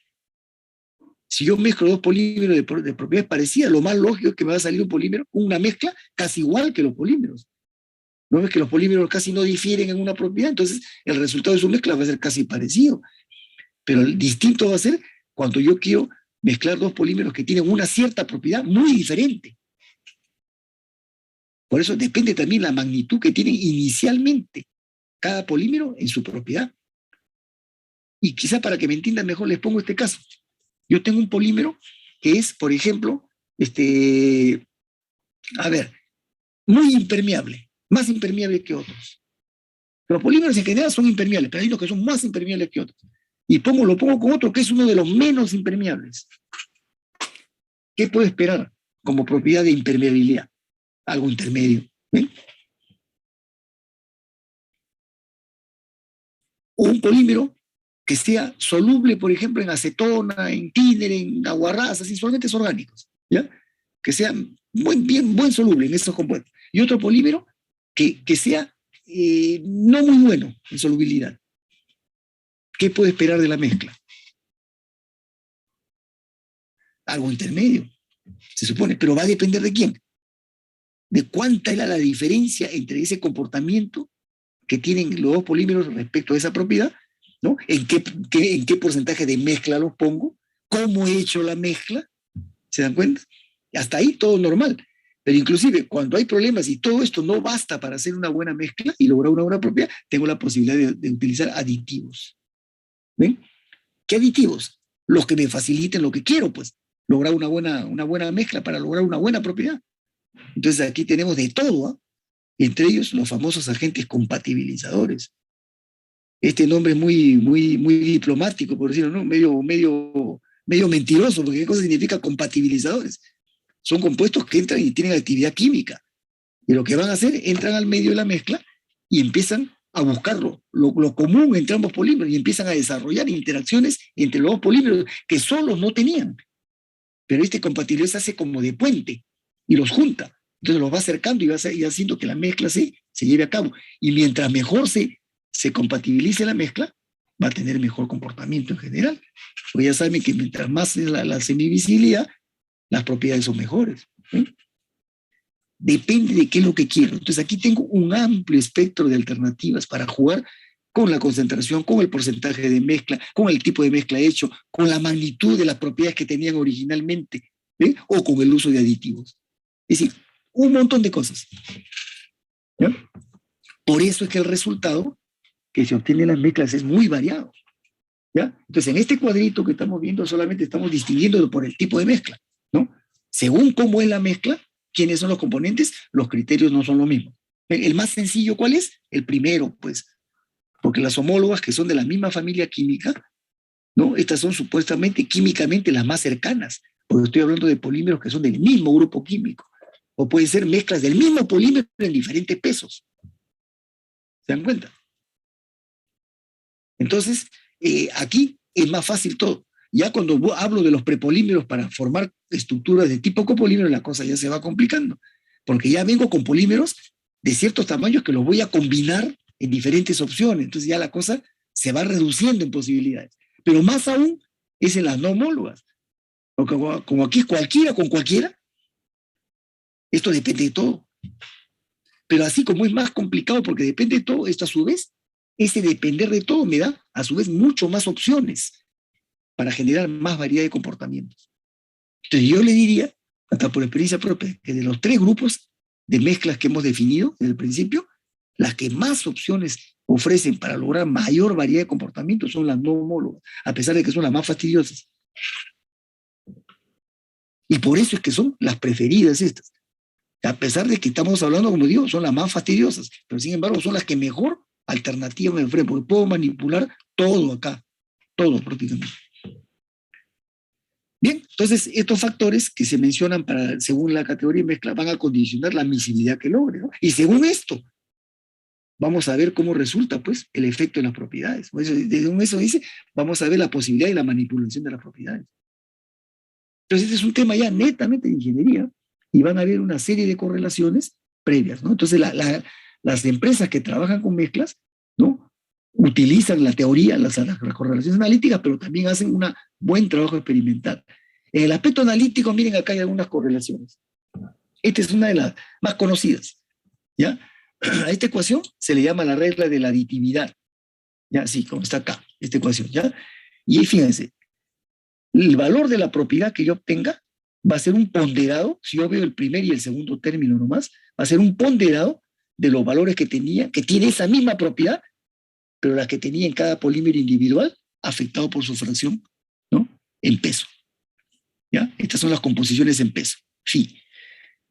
¿Se dan cuenta? Entonces, si yo quiero medir, por ejemplo, la resistencia a la tracción de la mezcla, yo voy a conocer la resistencia a la tracción que tenía cada polímero y lo voy a ponderar con su peso, fracción en peso. Eso me va a dar supuestamente el valor. Pero eso si hubiera sido hasta acá.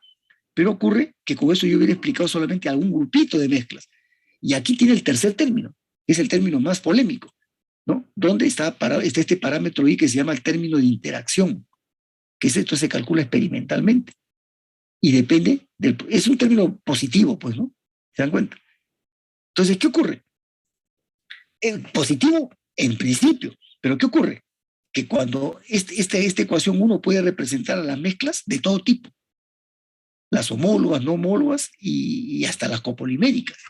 Entonces se encontró después que para poder explicar esos comportamientos el valor de I sí podía ser valores diferentes a positivos, podía ser también 0 y podía ser negativo, como una expresión de la atracción que hay entre los polímeros. O sea, esto representa hasta cierto punto las fuerzas secundarias, por eso se llama parámetro de interacción, ¿ves? Entonces esas fuerzas secundarias pueden ser favorables, ¿no? Facilitan la mezcla, es positivo, o pueden ser desfavorables, no hay atracción entre los componentes y puede ser negativo. O están balanceadas, las que favorecen y desfavorecen, da un valor 0. Entonces, esta ecuación por eso tiene ese mérito, porque predice todos los extremos, ¿ya? No solamente los valores ponderados, sino concluye los valores que se salen del ponderado.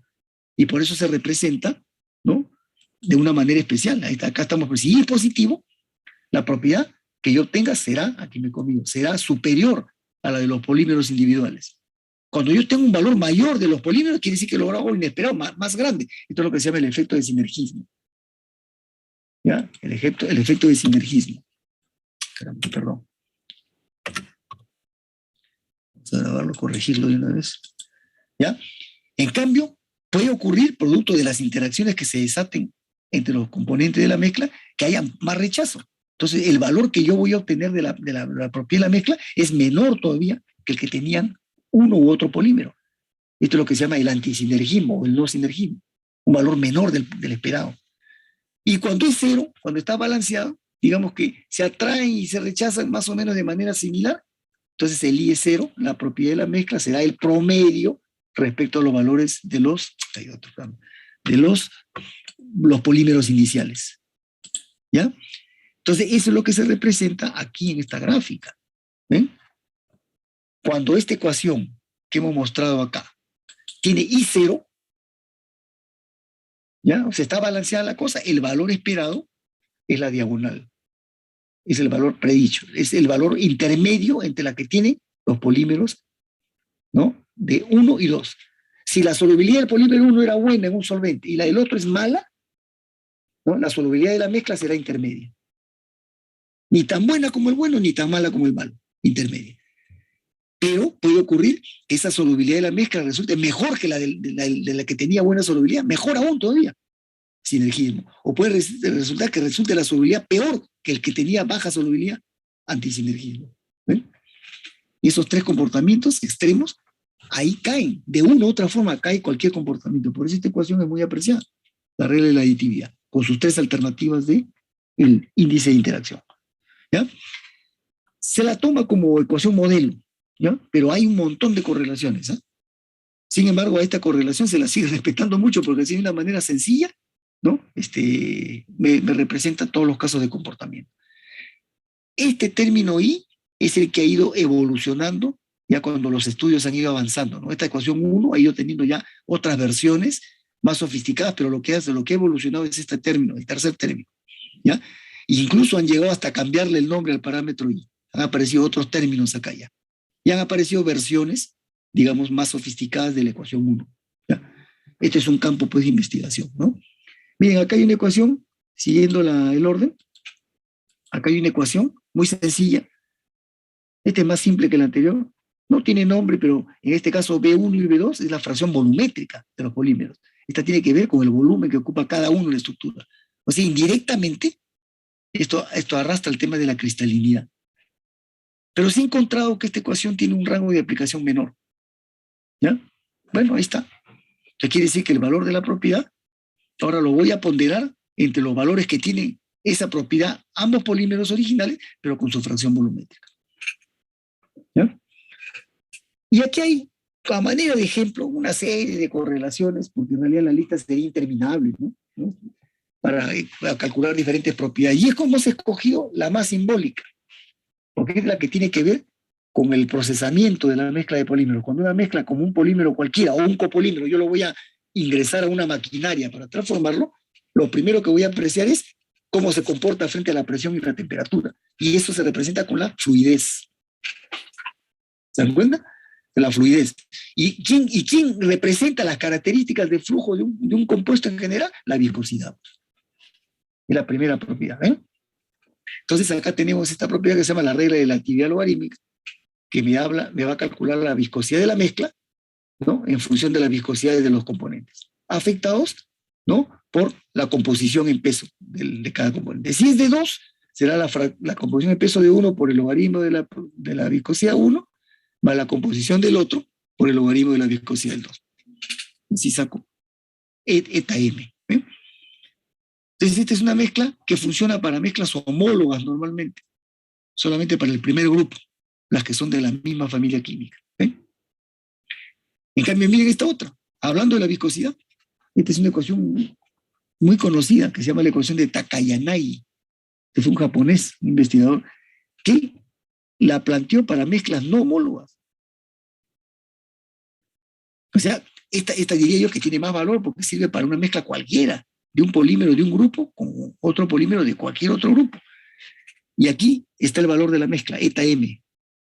Y N1, que está acá aparece N1 y N2, pero N1 es el que está en mayor cantidad, que supuestamente es el polímero inicial al que yo le quiero alterar la viscosidad mezclándolo con un segundo polímero de eta 2. ¿Ya? Y phi viene a ser la concentración del polímero este 1, la concentración volumétrica del polímero 1. ¿Ya? Entonces es una ecuación bien especial que resulta que ha sido muy investigada. ¿Y qué ha resultado? ¿No? Que representa a todo tipo de mezclas. Mezclas que pueden mostrar, así como en este caso, sinergismo o antisinergismo, o inclusive esta ecuación de acá, Takayanagi, representa mezclas que son las más complicadas, que pueden mostrar sinergismo hasta un rango de composición, y a partir de otro rango se vuelven antisinérgicas. O sea, sería una gráfica así, ¿no? Para arriba hasta un rango, a un valor de composición, y pues después para abajo, a sinérgicas y antisinérgicas a la vez. Ha sido contrastada con una cantidad de mezclas. Muy interesante esta ecuación. Ven, como ejemplo, miren, ven. Pero hay cualquier cantidad de correlaciones para la viscosidad, así como antes hemos mostrado la transición vítrea, ¿no? Para las propiedades mecánicas, para propiedades térmicas, para propiedades eléctricas, ¿no? Incluso para propiedades termodinámicas. También se han propuesto ecuaciones para mezclas poliméricas. ¿Se dan cuenta? Entonces este es un campo muy grande que yo ya lo dejo ahí al interés, ¿no? En los libros que yo les he dado hay capítulos de mezclas poliméricas, ahí pueden encontrar algunas referencias. Acá solamente estamos presentando ya pues en la medida del tiempo, ¿no? Algunos aspectos nomás de la mezcla polimérica. ¿Ya? Bien, caramba, el tiempo se me está venciendo. Hasta ahí el tema de las propiedades, ¿no? No sé si hay una pregunta en este punto.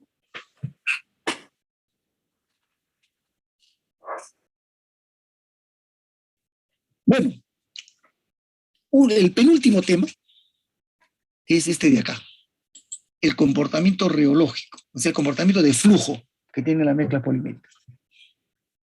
Así como los polímeros, hablamos al comienzo, en las características generales, hablamos del tema de la viscoelasticidad, dijimos, los polímeros son viscoelásticos, ¿no? Y hablamos todo el tema de la curva de esfuerzo de formación, los tipos de comportamientos no newtonianos que hay, ¿recuerdan? Pseudoplástico, dilatante, plástico de Bingham, tixotrópico, antitixotrópico, igualito ocurre acá. Y con la mezcla es más complicado todavía. Entonces, es de interés en la industria este tema. Como dice acá, ¿no? Un aspecto importante a destacar es la manipulación que se hace con los polímeros al momento del procesamiento, sobre todo, ¿ya? Es decir, cuando van a ser trabajados para formar los productos finales, ¿ya? Eso viene después de la polimerización. Entonces, los polímeros, por su naturaleza viscoelástica, presentan complicaciones cuando son procesados. ¿Por qué? Porque en la maquinaria, pues, se utiliza presión y temperatura mínimamente. Y en los procesos que vamos a comentar, como estos de acá, extrusión, inyección, moldeo, todos trabajan con presión y temperatura. Todos, sin excepción, ¿ya? Para fabricar las diferentes formas de productos. Ya hemos visto esa clasificación según el tipo de uso. Ya hemos visto la inmensidad de formas que pueden tener los polímeros. ¿Ya? Entonces, las mezclas poliméricas tienen aún una connotación más especial.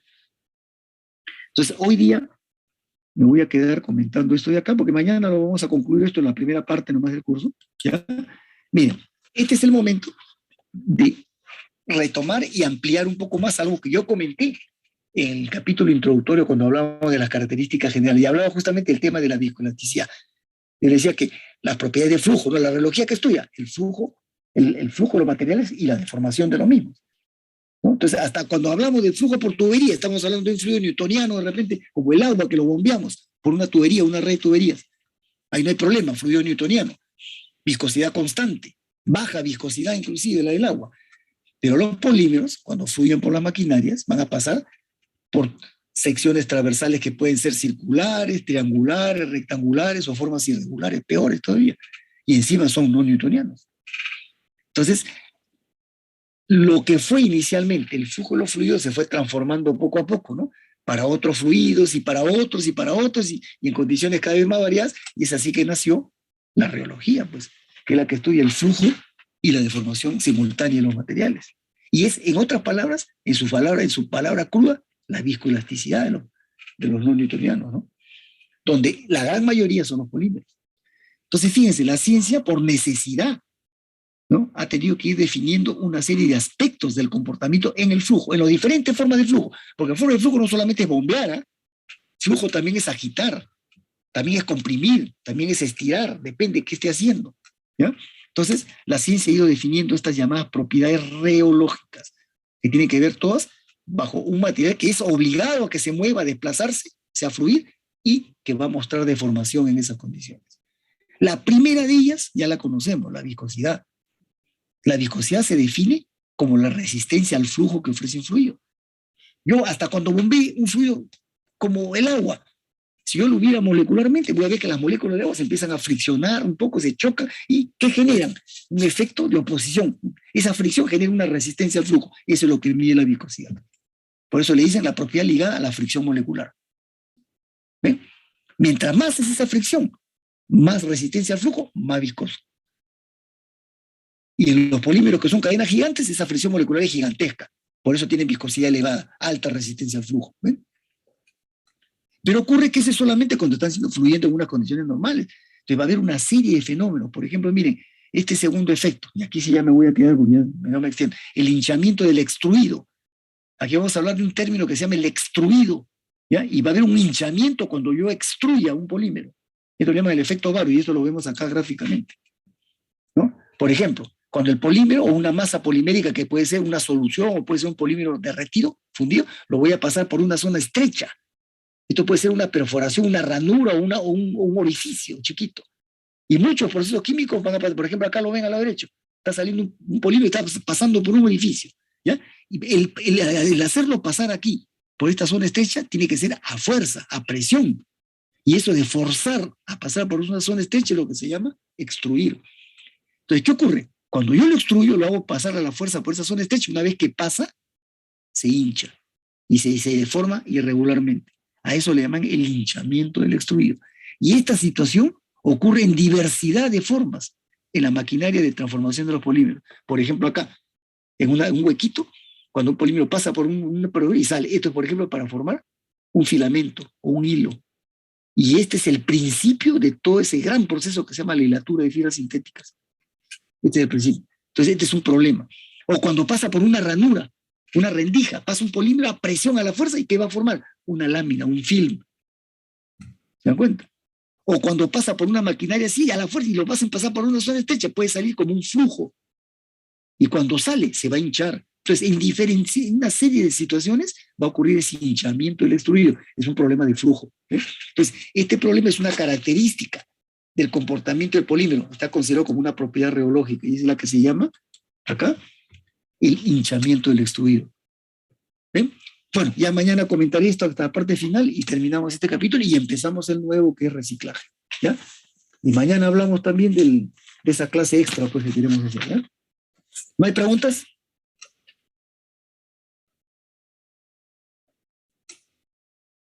Profesor, disculpe.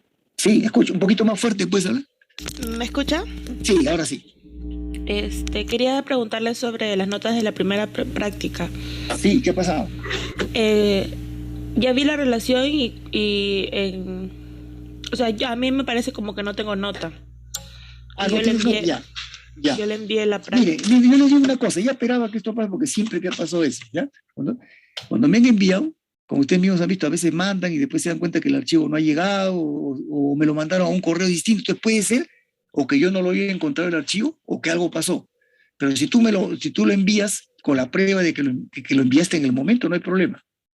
Entonces le puedo enviar la prueba, sí, y... Pero mándame la prueba de que lo enviaste en la fecha, pues. Ya, claro. ¿Ya? Y no hay problema, yo lo corrijo rápido y lo agrego. En la próxima publicación que le doy, cuando ya incluya la segunda práctica, ahí ya va a estar incluida. Ya, profesor, ¿Ya? Gracias. Así hacemos. Cualquiera que tenga ese problema, pero me tiene que mandar la prueba que mandaron el archivo en su momento, ¿ya? Bien. Profesor, una consulta, Sí. profe. Sí, dígame. Yo también tuve el mismo inconveniente, que me equivoqué de correo, pero le mandé otro con con la evidencia, que sí se lo mandé el mismo día, a la misma hora. A ver, por ahí de repente bueno, lo va a mandar, no hay problema, ya, porque a mí también, como a veces me lo mandan al Hotmail, a veces me lo mandan al de la Uni, o a este otro que yo les he dado, el Walter Sal 4, lamentablemente así se equivocan ustedes, pues, ¿no? Y yo rastreo y se me puede haber pasado puede haber ocurrido. Ujú, ya, profesor, está bien, gracias. Ya, pero me lo manda con la prueba y no hay problema. Ujú, ya, profesor, está bien, gracias. Listo. A ver, paso a la asistencia. Anguamán,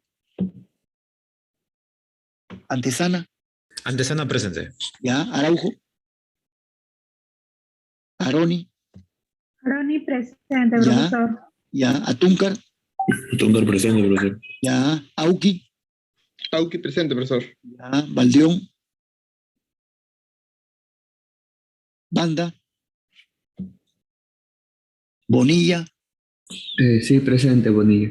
ya, Briseño, Briseño presente. ya, Calixto, Calixto presente. ya, Profesor. Cano, sí, ¿quién? Banda. Banda, ya, listo. Ya, Calixto ya me dijo. Cano, Cárdenas, Cárdenas presente, profesor. ya, Castañeda, Castañeda presente, profesor. ya, listo. Castillo, Castillo presente, profesor. ya, listo. Cepeda, Chaguaila, Chávez, Chávez presente. ya, ¿quién? Choquejagua, Chocajado presente. listo. Collantes, Oyentes presente. ya, Córdoba, Córdoba presente. ya, Cuaresma, Tamacio, Efio, Sergio presente. ¿quién me está hablando? Tamacio, ya, listo. Efio ya, Esquivel, Efio presente. presente. ya, sí, ya. Tamacio Efio ya lo vi, ya, Efio ya está, Esquivel también. ¿Quién más? Farfán, Farfán presente. Fernández, Fernández presente. ya, Flores, Flores presente. ya, Cagliufi, Jerónimo, Cepeda también está presente, ya. Listo. ¿Quién dije? Guarniz, Hernández, Fernández presente. ya, Guamaní, Guamaní presente. ya, Jesús, Lazo, Araujo también. Lazo no está. Lema, Lema presente. presente ya. Lucas, Lucas presente. ya.